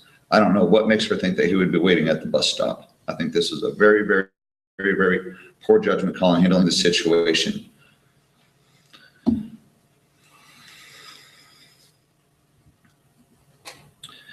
After this, I stormed out. After I realized that nobody was picking up the phone to call the cops, I stormed out and started heading down to the police station myself. I don't have a cell phone. I fortunately ran into a police officer on my way down there. I waved him down, stopped him in the middle of the street, and before I could get a word out of my mouth, he said that they already had found my son and that my son was at home. Because a neighbor of mine had saw, as I had already mentioned, saw him running down the street. She stopped him. She asked him, "How far away do you live?" He said, "Very far away." And at that point, she called the police, and a police officer arrived and picked up my son and brought him back home. The next day, I came down and spoke with Jennifer Prinzarski in person, and Jennifer Prinzarski was an excellent person to work with. She answered all of my questions. She held nothing back. She addressed the problem very well, and we sat down and we discussed ways in which something like this will never, ever happen again to any of the students. I have here in my hand my son's book backpack. And there were several things that we discussed that we could do to prevent anything like this from ever happening again. And this is my path of least resistance to making sure nothing like this ever happens again. This is a tag. What they currently have for the students is a little aluminum circle with paper in the middle in which they write the boy's bus number on it with a Sharpie marker. So it's a tiny little thing. It's barely noticeable. This tag here shows which bus number he is supposed to be on. It indicates which stop he is supposed to get off at. And also on the bottom, and this doesn't have to be mandatory for anybody, but this is what I decided to do for my son. It says, "In case of an emergency, to call my home." It has my home phone number here, or police. I think this is a path of least resistance to prevent anybody's son from being lost on boarding or departing from any bus, or possibly getting on the wrong bus. The students, they pile in and they board the bus in a single file. They don't walk side by side. Something like this really can't be hidden from a bus driver. The bus number, if, say, a child is on bus number 7, or is supposed to be on bus number 7, and he's boarding 14A, the bus driver should be able to immediately realize that that child is not supposed to be on his bus and correct the situation immediately. Again, with the drop-off spot, these kids, they depart the bus in a single file. It should be very easy for the bus driver to notice a nice bright yellow orange tag and look at the address as he's going by, or the intersection where the child is supposed to be dropped off. And if it does not match the drop-off location as indicated on the tag, then he is to stop that child immediately and keep him on the bus, unless there is something already put in place, or, excuse me, I'm a little bit nervous up here. I haven't done anything like this since high school. You're doing great. He should stop the child immediately and make sure he stays on the bus, unless there is, he has been given notice that this child is showing up at grandma's house and he's actually taking a different bus and being let off at a different stop. I would imagine he would have a note or something for the bus driver. And lastly, the emergency contact information. There were other things that we had discussed, such as an attendance list for the bus drivers. I believe that we discussed that. I believe that we also discussed that the bus drivers have an orientation with the young children on the bus, preschoolers, kindergartners, and first graders, so that the bus driver gets to know the little ones that are on his bus and that the little ones get to know their bus driver. Another thing that we determined, or that we felt would be a good idea, is if a child gets off at a particular bus stop, or no, better yet, if the bus stops at a particular bus stop and a parent, or we'll say guardian, is there to pick up the child and the child does not get off the bus and is not on the bus, then the bus driver is supposed to immediately call into the hub and let them know that we have a potentially misplaced child, to start calling around to other buses immediately to locate the child. If the child cannot be located immediately, I think it is only fair to ask, to suggest that we call the police immediately and start the search for a missing child. There's so much I'd like to say, but I feel like I only have a limited time to speak, and I'm sure y'all would like to get home as well. I will, however, express my disdain for how the situation was handled while I was at the school. Once it had been established again that he was not on any bus or any school, and they should have called the cops immediately, as I asked them to, and have them start looking for my child rather than double check and triple check the buses. If they had, then they would have realized that Forrest had already been found by an officer and was at home, instead of double checking and triple checking and increasing my concern and my level of panic as it was growing, because I'd had no idea where my son was.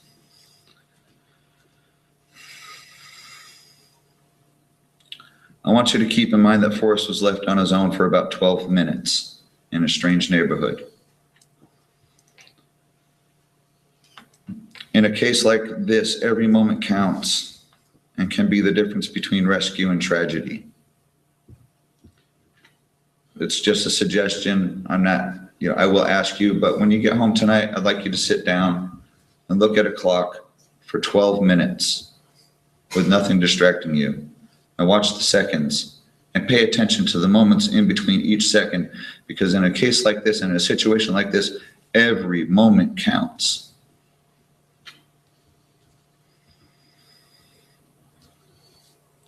The last thing I'd like to say, and this might seem a little bit harsh, but I can tell you that if I were in the position of being responsible for a child, and if I had accidentally misplaced a child somewhere where he was not supposed to be, the chances are criminal charges would be brought up against me for gross neglect and endangering a child. That is all I'd like to say to the school board at this time. And again, as the others before me, Does anybody have any questions for me? I'm sorry that it happened. You know, I think as a board, we would say that we're sorry that, but on the other hand, I'm happy that it turned out the way that it did, and I'm happy that we have the ability to improve the system and make the system better, and your inputs will be very helpful. So thank you very much. All right, thank you, Dave.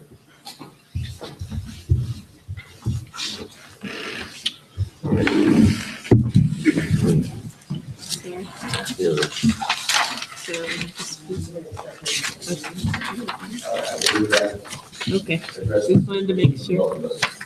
Thank you. You do not have to stay because we have a long agenda. It's up to you. I know you've been here a while. Thank you. Thanks. Thank you. Okay, we'll move on. Reports of the treasurer. Need to approve the following September 30th reports: cash position, check register, receipt ledger, investment report, and budget versus actual. Motion, please. Brim. McCullough. Moving second. Vote, please. Mr. Householder? Yes. Mr. McCullough? Yes. Mr. Watkins? Yes. Mr. Blue? Yes. Mr. Brim? Yes. Superintendent's report. I really honestly have nothing more to add tonight. I think our principals did a great job. Proud of them all. All right. Committee reports, finance. Okay, in finance, we talked about several things. Several things are on the agenda tonight. The buses being one of those. Some of the other things that we did was we talked about some more supplemental contracts. We added the powerlifting and the dual enrollment contracts, and one for cross country for an assistant coach there to see if that could be helpful. We have talked about the WOCO and I don't know what the other acronym is. It's NOACSC, which is just another WOCO, but it's a different different center, as Tracy said. But based on a preliminary investigation, we think we can get better service at a lower cost if we were to move from WOCO over to NOCSC. I don't know how to say it. We call I wanted a we call word. it no ask. No ask. There you go. Tracy's going to end up working on a full investigation, confirm a recommendation for us on whether we move forward with the switch or we stay where we are.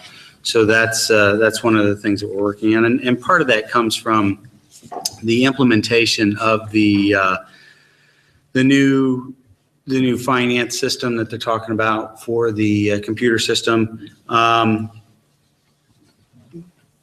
In the preliminary investigation, it just looks like we would get better support from the Northern Ohio system instead of the Western Ohio system. So the 5-year forecast, I think Tracy will be going over that here later on this evening. So I won't burst your bubble there, take anything away from you.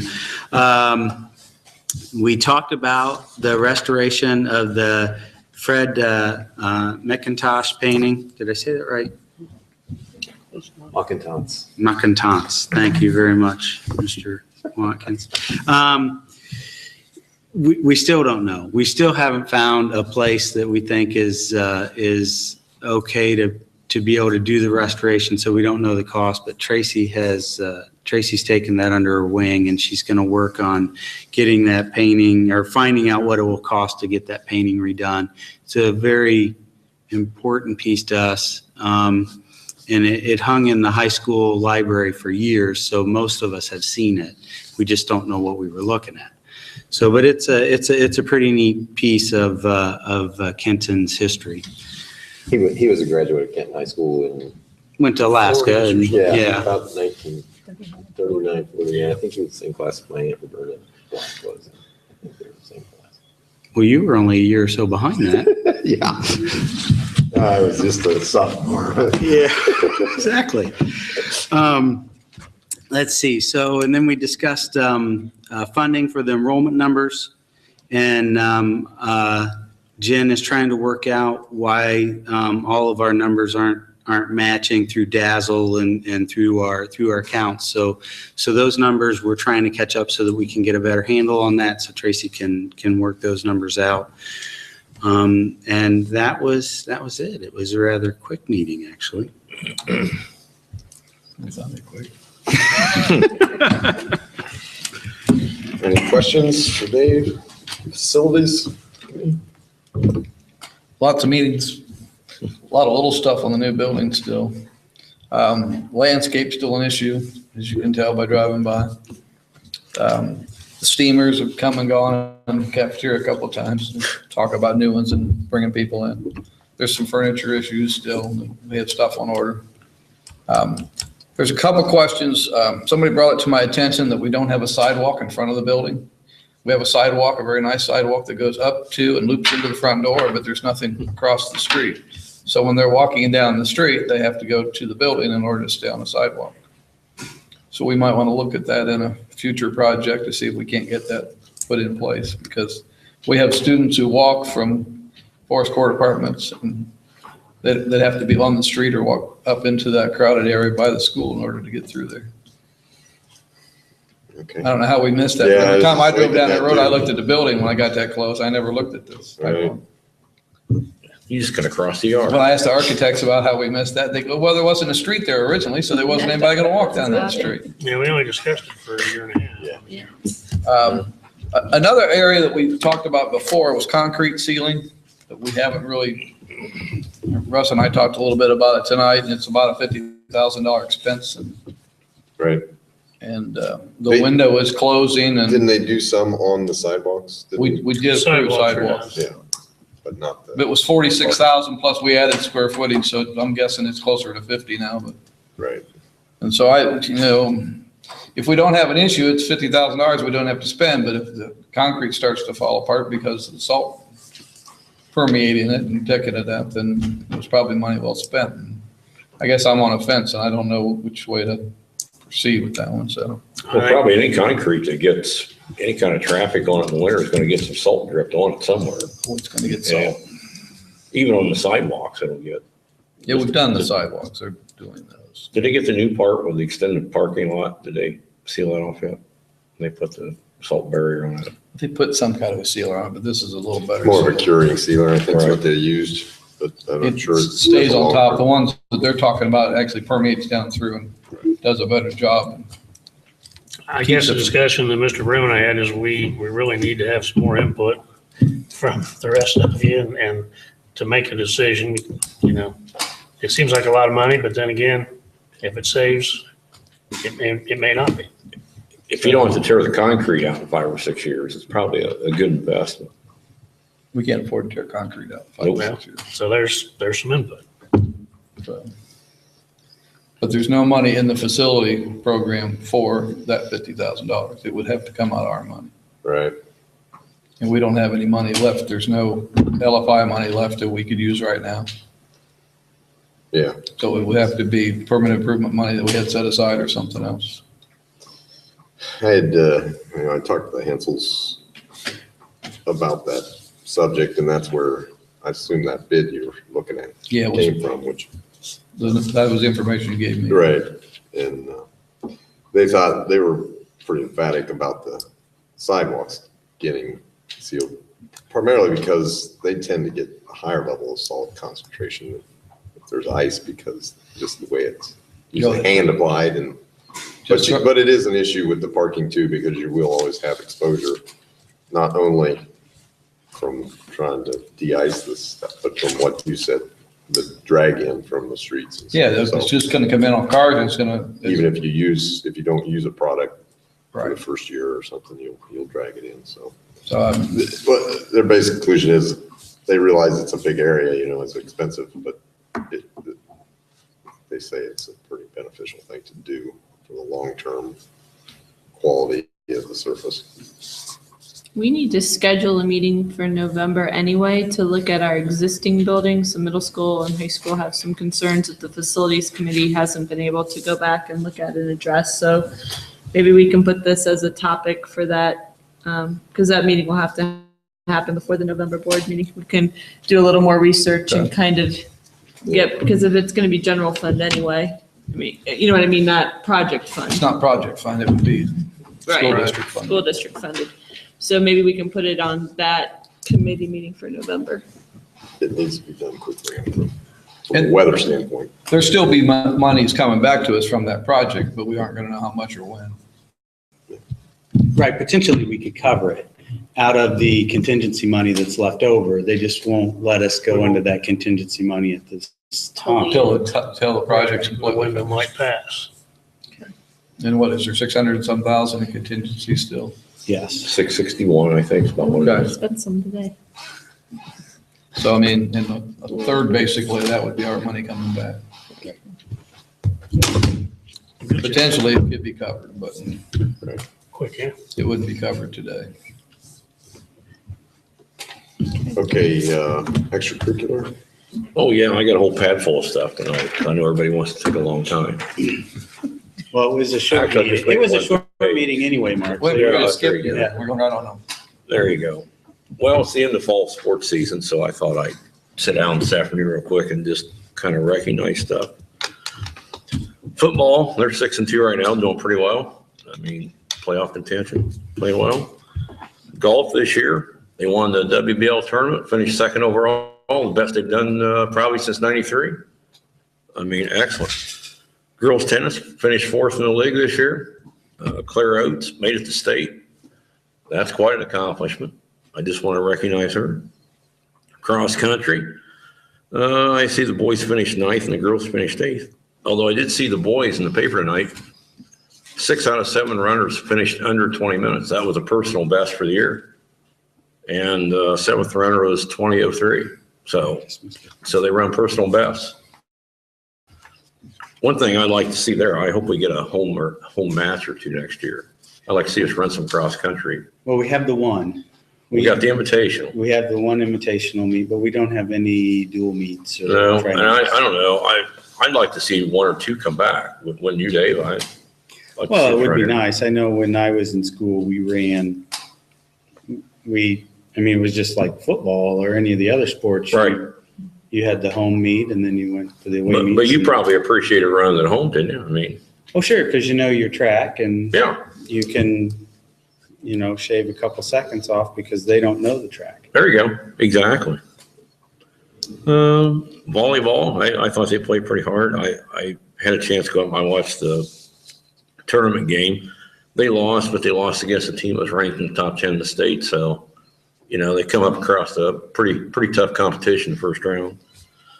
Girls soccer improved a lot this year. Coach Porter's done a really good job. I thought he had them really playing well.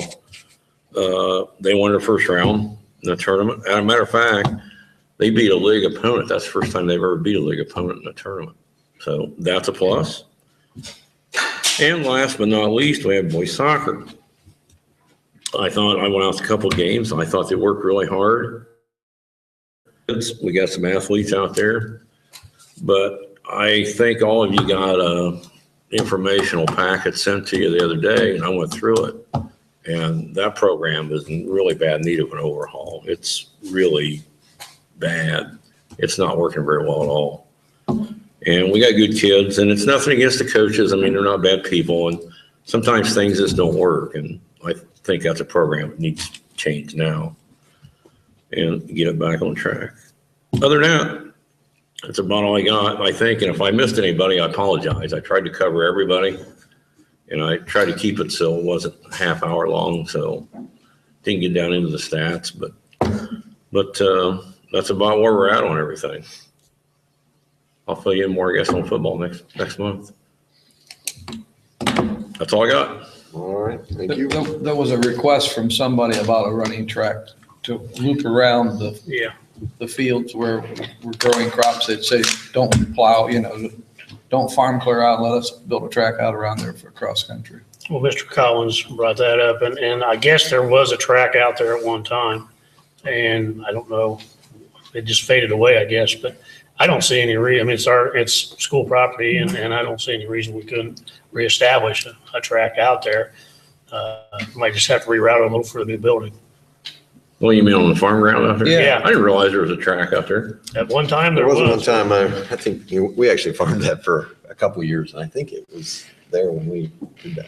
But then No, I you think, plowed it. well, I think the program decided they didn't want it anymore is really how it changed, as I recall, and that's been quite a while ago, so. Yeah, you run through the woods and have quite a course there. It wouldn't make much of a difference in farm income, would it? No, 10 just, foot width. yeah, you just have to get it in place. I assume you want it seeded, right? You don't want to. Yeah, you want No, grass yeah, on it it. should be Weeds and mud, grass, do you? yeah. so- You want the Oh, blowouts then Doug fixed has too, to or mow you it want too, to so jump that- over the blowouts? You might want to ask Doug before you do that. Right? Maybe we can talk about that in our facilities meeting also. Okay, we'll put I that. wrote it down. Going back to facilities, another thing we probably need to discuss, and I know Mr. Brim's probably going to balk on this, but Mr. Furbush did make a proposal in the newspaper here recently, and I think it's something we need to discuss. We need to discuss it, whether you, We have KHS, we have KMS, and we have KES. That's great. we'll put it in a facilities meeting. We have a winning football team. That's great too. I just want to make note. You just wanted to embarrass them a little bit, didn't you? Well, it worked. Yeah, okay. Career Center. You want? Everything's running good Oh, right it's in now. the paper. As I announced last meeting, Educational, so. Dr. Price is wishing to retire at the end of July. We're in the process of going through, we've had applications turned in. Next week, we meet for interviews and move forward in that process. And as soon as I know, where that'll land, I'll keep everybody up to date on it. But everything else is working well. The meetings with Jennifer and Dr. Price on the Northwood building that went fantastic. And the satellite director, Deb Workman, is really excited about the future with that, those programs. And I think it's going to be a great asset. Has Deb gotten done with the Marysville project yet? No, but I'm going to tell you flat out that we have the most exciting program. It's better than it's as good, if not better, than most of the grants that got funded. I mean, we have an amazing program. I'm just thrilled. It's phenomenal. And we got no funding. Right. So, and we're pulling it off. And so you want to talk about what Straight A was about something that could be replicated. We got no funding and we are doing this amazing project for next year. And believe me, it will be replicated because we got no funds to do it. The word's And out enough that we've got other districts looking at it. We do. And We have other it's very districts and other excited about it. communities saying, how in the world are you pulling this off? And Right. it's a lot of the people that presented tonight too, and they're forward thinking, Exactly. out of the box. We've already been out of the box, so it's, If that facility gets fully operational, which I'm sure it will. It will. That's going to It be will. quite an operation. you imagine that kids can walk across the street and do career tech programs that are linked to businesses in this county. Think about it. It's amazing. Probably some of the highest demand things there are. So, And yeah, then doing internships their senior year in businesses in the county. I mean, that's what it's all about for those kids, not getting on a bus for 45 minutes and having to ride to Bellefontaine. Right. Not that that's a bad thing. I mean, No, we have but great it's- programs, but I mean, think about the number of students we're going to reach because they don't want to ride a bus. Right. And I'm excited. You bottom can't line is, tell. So- we're here for the kids, so let's, Right. let's do what it needs to be done for the kids. That's what it's all about. Other than that, everything's going good down at the Career Center. And acknowledge that of the state, even though they didn't fund us, the process. They're gonna be this sad was they the didn't fund beginning us. Of this, right? So, They missed the Give 'em a boat little on bit of us. So, maybe It'll be exciting maybe they'll get on board. they will. They'll have other, we'll give them other There you opportunities. go. We don't quit. Lots of good things happening. Policy committee, been busy. The policy committee has been busy. Yes. And so, yeah, as you can see in the agenda, most of it is stuff that we don't have any ability to do anything with. But Jennifer did sit us down and we went through all of the changes, and most stuff is verbiage and that kind of thing. But it's based off of the Ohio Revised Code and just things that we have to adopt. And even at that, it was longer than the finance meetings. Yeah. Your wish. There's no old business listed, so we'll move on to new business. Approve the request for maternity leave for Jessica Reed for an anticipated due date of December 31st, 2014, requesting 6 weeks of leave upon existence of all sick and personal leave. She's requesting unpaid leave through FMLA. Householder. Second. Brim? Discussion? How do we vote no on that? You don't. Well, so why do we have to vote on it? You have to vote on it. Sorry.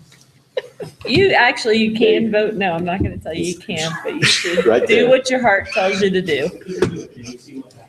No, do what your heart tells you to do. Let's vote, especially Dave. Yeah. Mr. Watkins? Yes. Mr. Blue? Yes. Mr. Brim? Yes. Mr. Householder? Yes. Mr. McCullough? Yes. That's more like it.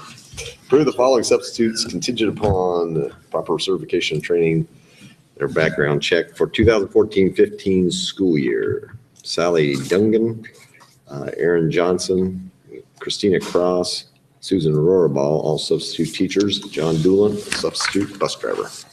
Carrie Miller, One more on the next page. substitute. Carrying on. Carrie Miller, substitute secretary. Motion, please. McCullough? Blue? Discussion, vote please. Mr. Blue? Yes. Mr. Brim? Yes. Mr. Householder? Yes. Mr. McCullough? Yes. Mr. Watkins? Yes. Approve the following volunteers for the 2014-15 school year contingent upon a proper certification, training, BCI, FBI, etc.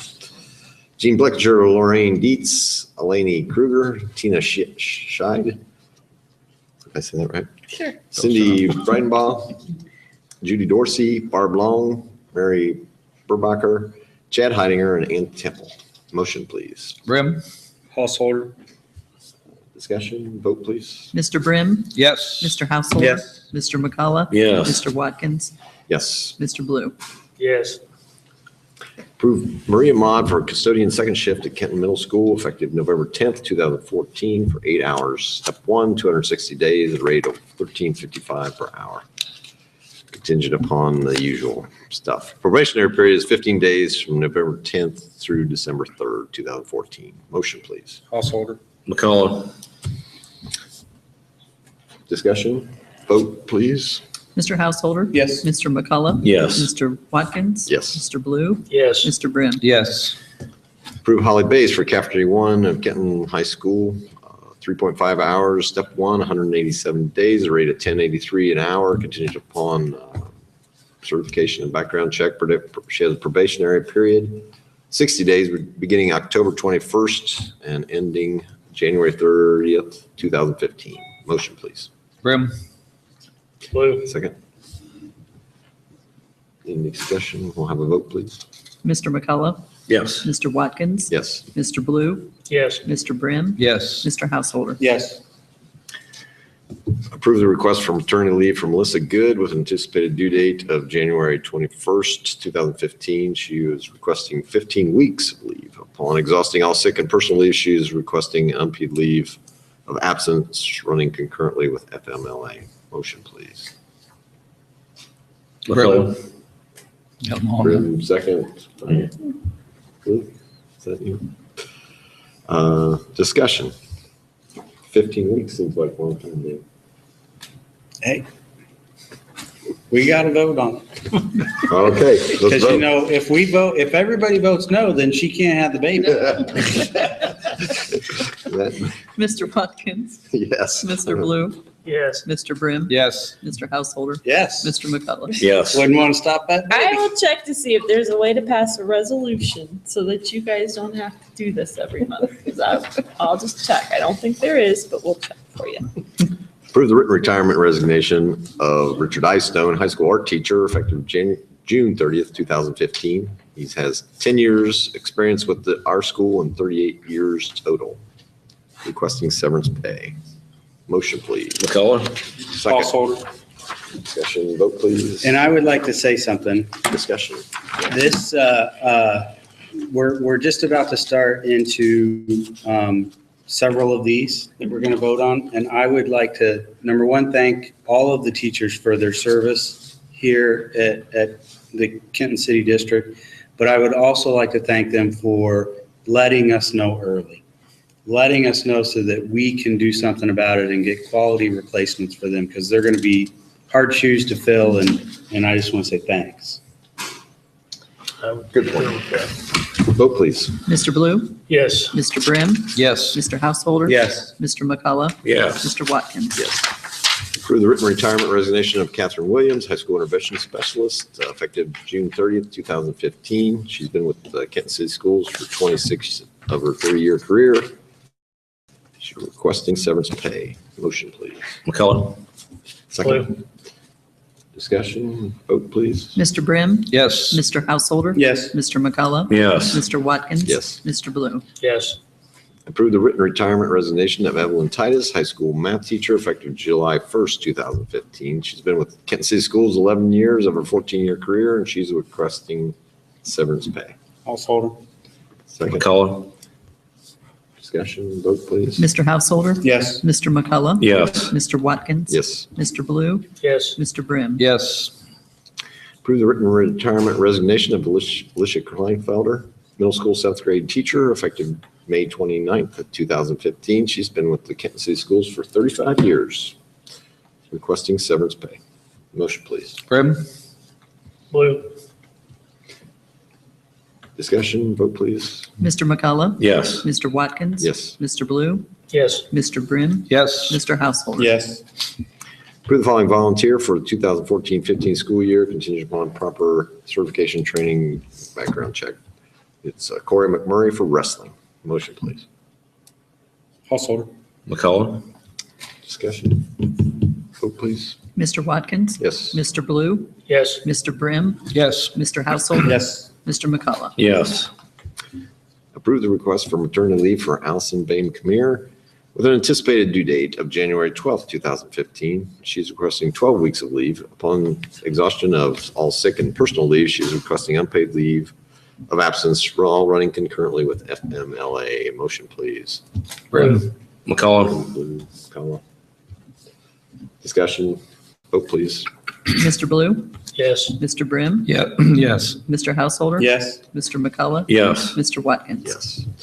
Approve the following employee supplemental contracts for 2014-15 school year. Contingent upon their paperwork.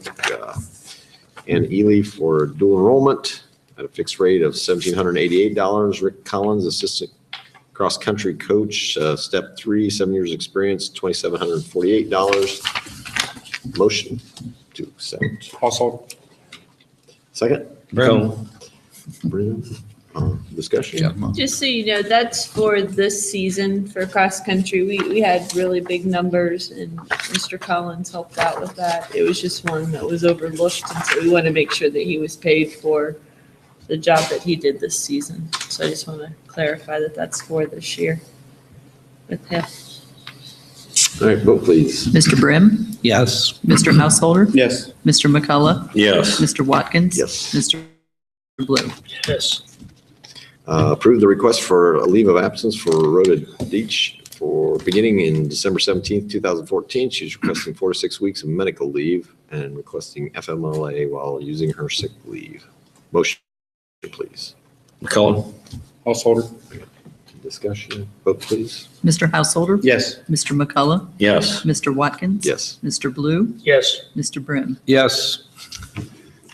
Approve the following foreign exchange student for the 2014-15 school year. Wapada or Pronosri? I was going to say exactly I that. knew that. I was just helping you out. I want you to put that in the paper. I was going to say that exactly. I'm not going to say it again. I just didn't need to repeat it. You had to catch it the first time. She's from Thailand. This Yeah. motion to accept. He's a ventriloquist. Blue. Householder. Beat Thank you to you. the punchline. No discussion needed. We'll move on to the vote. Mr. McCullough? Yes. Mr. Watkins? Yes. Mr. Blue? Yes. Mr. Brim? Yes. Mr. Householder? Yes. Approved to adopt, revise, replace, delete the following Board of Education policies and bylaws. And I'll defer to the written copy of that.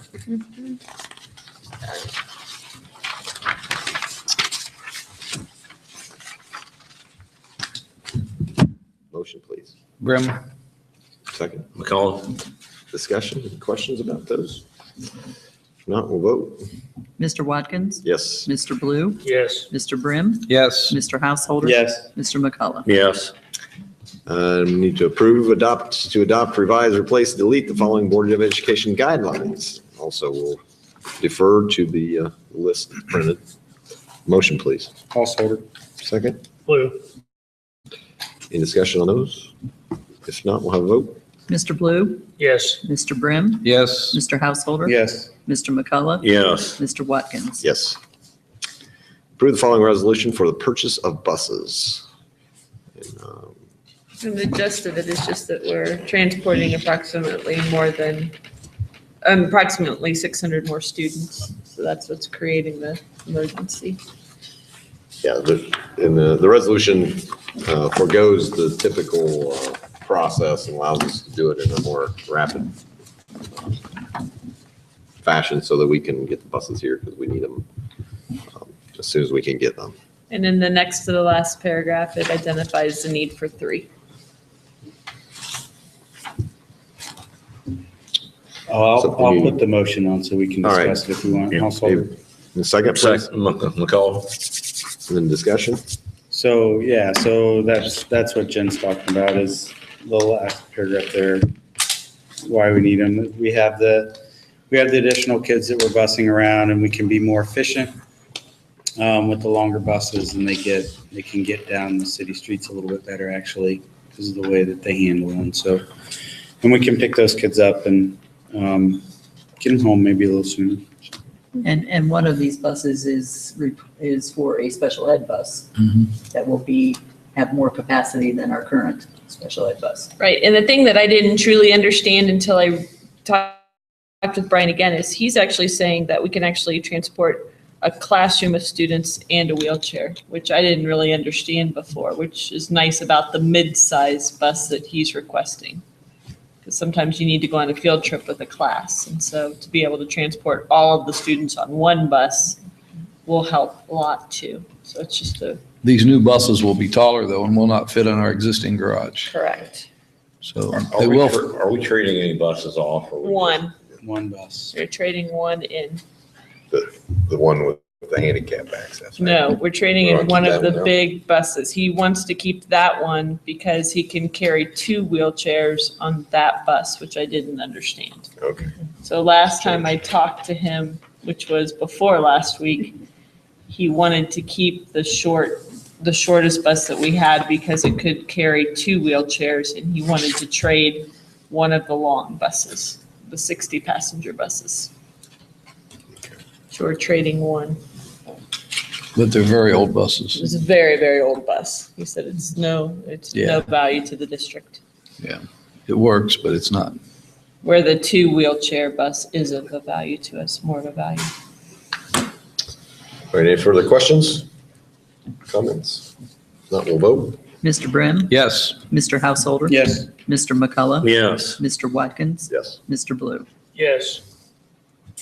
Approve the 5-year forecast for fiscal year 2015. Motion, please. Brim? Householder. Second. Okay, Tracy, you want you?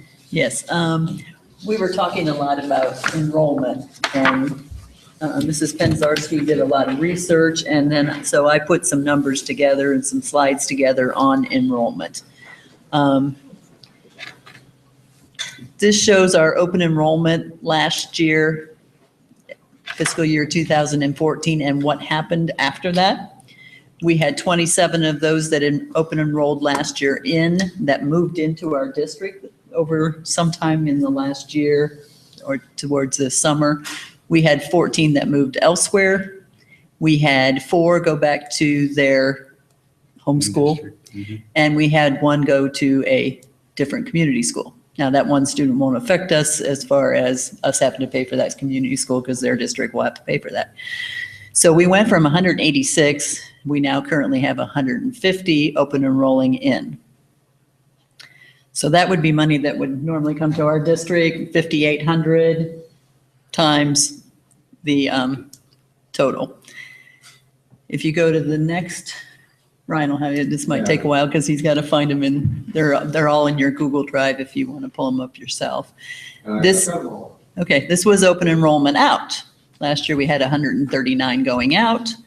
We had 14 come back to our district this year. We had 11 move elsewhere. And so we have now 144 going out because of the new and how it all transitioned. But that's raw numbers. That's a student if they were here the whole year. So my next slide shows what the state actually paid us for last year. Ryan, if you can actually scroll down. No, that was the right one. Oh, is that wrong? That was the right one, but you'll need to, it's a little hard to read, but that tells you where each of the numbers, what district they're going to, different categories, if they're special ed. I mean, it's very detailed, but at the bottom, it actually gives you how much they actually funded us. Oops, okay. Right there. Right there. So they funded 148.7 in and 119 out. So our raw number was 186, but we got funded for 148. And the other was 144 going out, and we actually paid for 119 out. And some of that's going to be that, like say a kid comes here from Ridgemont, but they're also going to High Point. We get funded the percent of time they're here. The other district, the home district, gets funded for the part that for High Point because they would end up paying the whole bill for High Point. So it'd be things like that, or if the student was not here the whole year. So we're still net positive. Still, yes. Looks that way. It looks that way, but we don't know what these numbers. Right, we don't know equate to, where they all go what they will to, equate but to. it looks like we're still. And the other number that affects all this is, if you will, the community e-school number as well. Right. How many students are enrolled in a community or e-school? And that's a that are totally, Kenton that's a totally residents. separate calculation. Well, and that's And we think that number has decreased significantly because Robin's COLA numbers, as she presented tonight, have gone up. increased. And I think that's a great thing for our community. Right, And- because we control the curriculum Right. and the rigor. From what we could tell, between her and what I got from the high school, 11 students have come back from community schools. Which means this we'll year. be, you can also look at that as a net positive. Right, right. So We won't that's be kind of paying what, but this all goes into, you know, how we talked about, well, my next slide was our, the actual enrollment for last year, what students we were educating. We started out at 1,952 at the beginning of the year, and we ended at 1,924. And then the very next, as Ryan pulls that up, we currently are at 1,954. So we're about starting the same as last year. But you know, we're funded on resident students to begin with.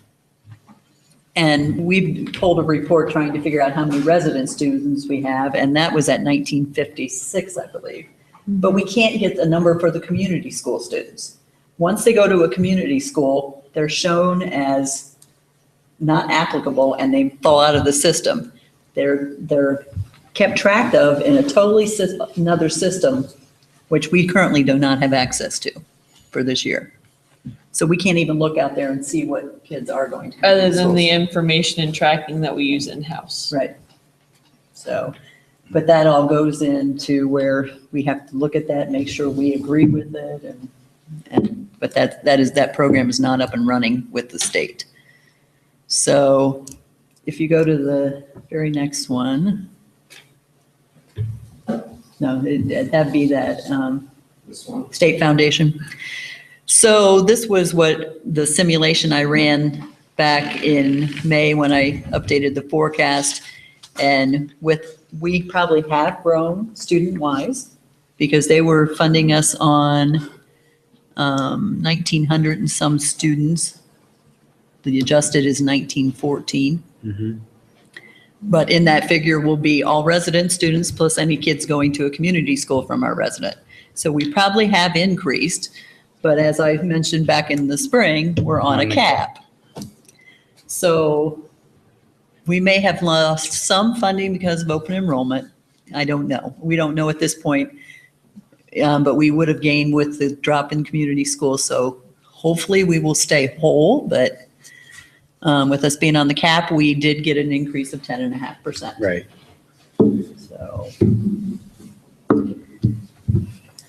So I don't know if. And all those numbers came together in how many hours? Yeah, lots It was of days. It was days. It was days. Days. Because, you And know, it's head like- counts 1, 2, 3. Yeah. Trying to Yeah. make them all work out right Yeah. to make sure we were accurate. But it was interesting because I finally was able to figure it out and get it all balanced that, okay, these went out, the seniors went out, the new ones came in, and it all balanced. So it's a good little doing, but. Good. So as far as the forecast, not much has changed. We are projecting paying for the buses in this current year. So I did have to increase capital outlay for this year. At this point, I'm just leaving that the state will not take away the personal property tax reimbursement. We don't know what they'll be doing. I mean, we'll hear about that in the spring. I know one person within the state's, the governor's fiscal department would really like to see that go away, but there'll be a lot of districts hurt if they take away that reimbursement. What's that number? Ours is 721,000. So, and with us receiving 10.5%, nobody knows what they're going to do over the next 2 years. So I only increased our state revenue by 3%. To kind of be very conservative because, they gave us 6% last year, 10.5% this year, but how much more can they increase us while maintaining everybody else? And they'll set a 2-year budget this Yes, summer. correct. Yes. Next Yes. summer, right? Spring will It'll be a another debate. 2-year Probably budget. next summer, like September. Yeah. Yeah. Whatever the deadline Yeah. is. It'll come in right after we get to school. Yeah. But, because of it, if we are growing more resident students, that means we're on the cap even more. So, that's a good thing if they ever get to really paying us what we should have. That's like another 2.5 million. Exactly. Then we'd be doing okay. Yeah. We wouldn't be having these discussions. So, Well, it looks, from the forecast, it looks consistent, at least. It looks There's consistent. not big shock in there. and as we've talked about, we have not put the renewal of the income tax in there. Right. So this is all, And even with that, we're able to stay consistent, a good carryover to. yes, a to good make it work. carryover. We will And, start to eat into our carryover, but Yeah. if all things remain the same. Now, in fiscal year 2016, I've been running a 3% on increases for teachers, but I also took out the people retiring and severance. Yeah. So that would kind of back out of there. Although with seeing the retirements now, some of them aren't retiring till the end of June, so their severance won't actually hit till next year. But I have it built in for this year. Okay. So. Yeah. It'll all work out in Yes, 17. it'll all work out. It'll change your 17. carryover balance for one day, right? Yeah, well, some of that, we'll need to move and we can do that It'll in look good at the end in of the June and spring. then it'll go away in the 1st of July. Exactly. So. And, well, yes. Any other questions? If not, let's proceed to vote. Mr. Householder? Yes. Mr. McCullough? Yes. Mr. Watkins? Yes. Mr. Blue? Yes. Mr. Brim? Yes. Approve the career-based intervention course of study for 2014-15. Motion, please. McCullough. Brim? Any discussion on this? I assume this is tied to the, Required. this is required. This isn't tied to the No. project. This is, Just a course at the high school that we do that's required to update their course of study. it's very in-depth. There's a lot there as well. Okay, any discussion? Vote, please. Mr. McCullough? Yes. Mr. Watkins? Yes. Mr. Blue? Yes. Mr. Brim? Yes. Mr. Householder? Yes. We'll do those Yeah, do this. You gotta do the addendum first. Okay, to the addendum, approve the written retirement resignation of Don Dorsey, intervention specialist, effective May 31st, 2015. Don's been at city schools for 27 years, over 32 years in education, and she is requesting severance pay. Motion, please. Householder. McCullough? Any discussion? Vote, please. Mr. Watkins? Yes. Mr. Blue? Yes. Mr. Brim? Yes. Mr. Householder? Yes. Mr. McCullough? Yes. And approve the revision of the administrative guideline number 3220A of the KEA agreement. Motion, please. Blue.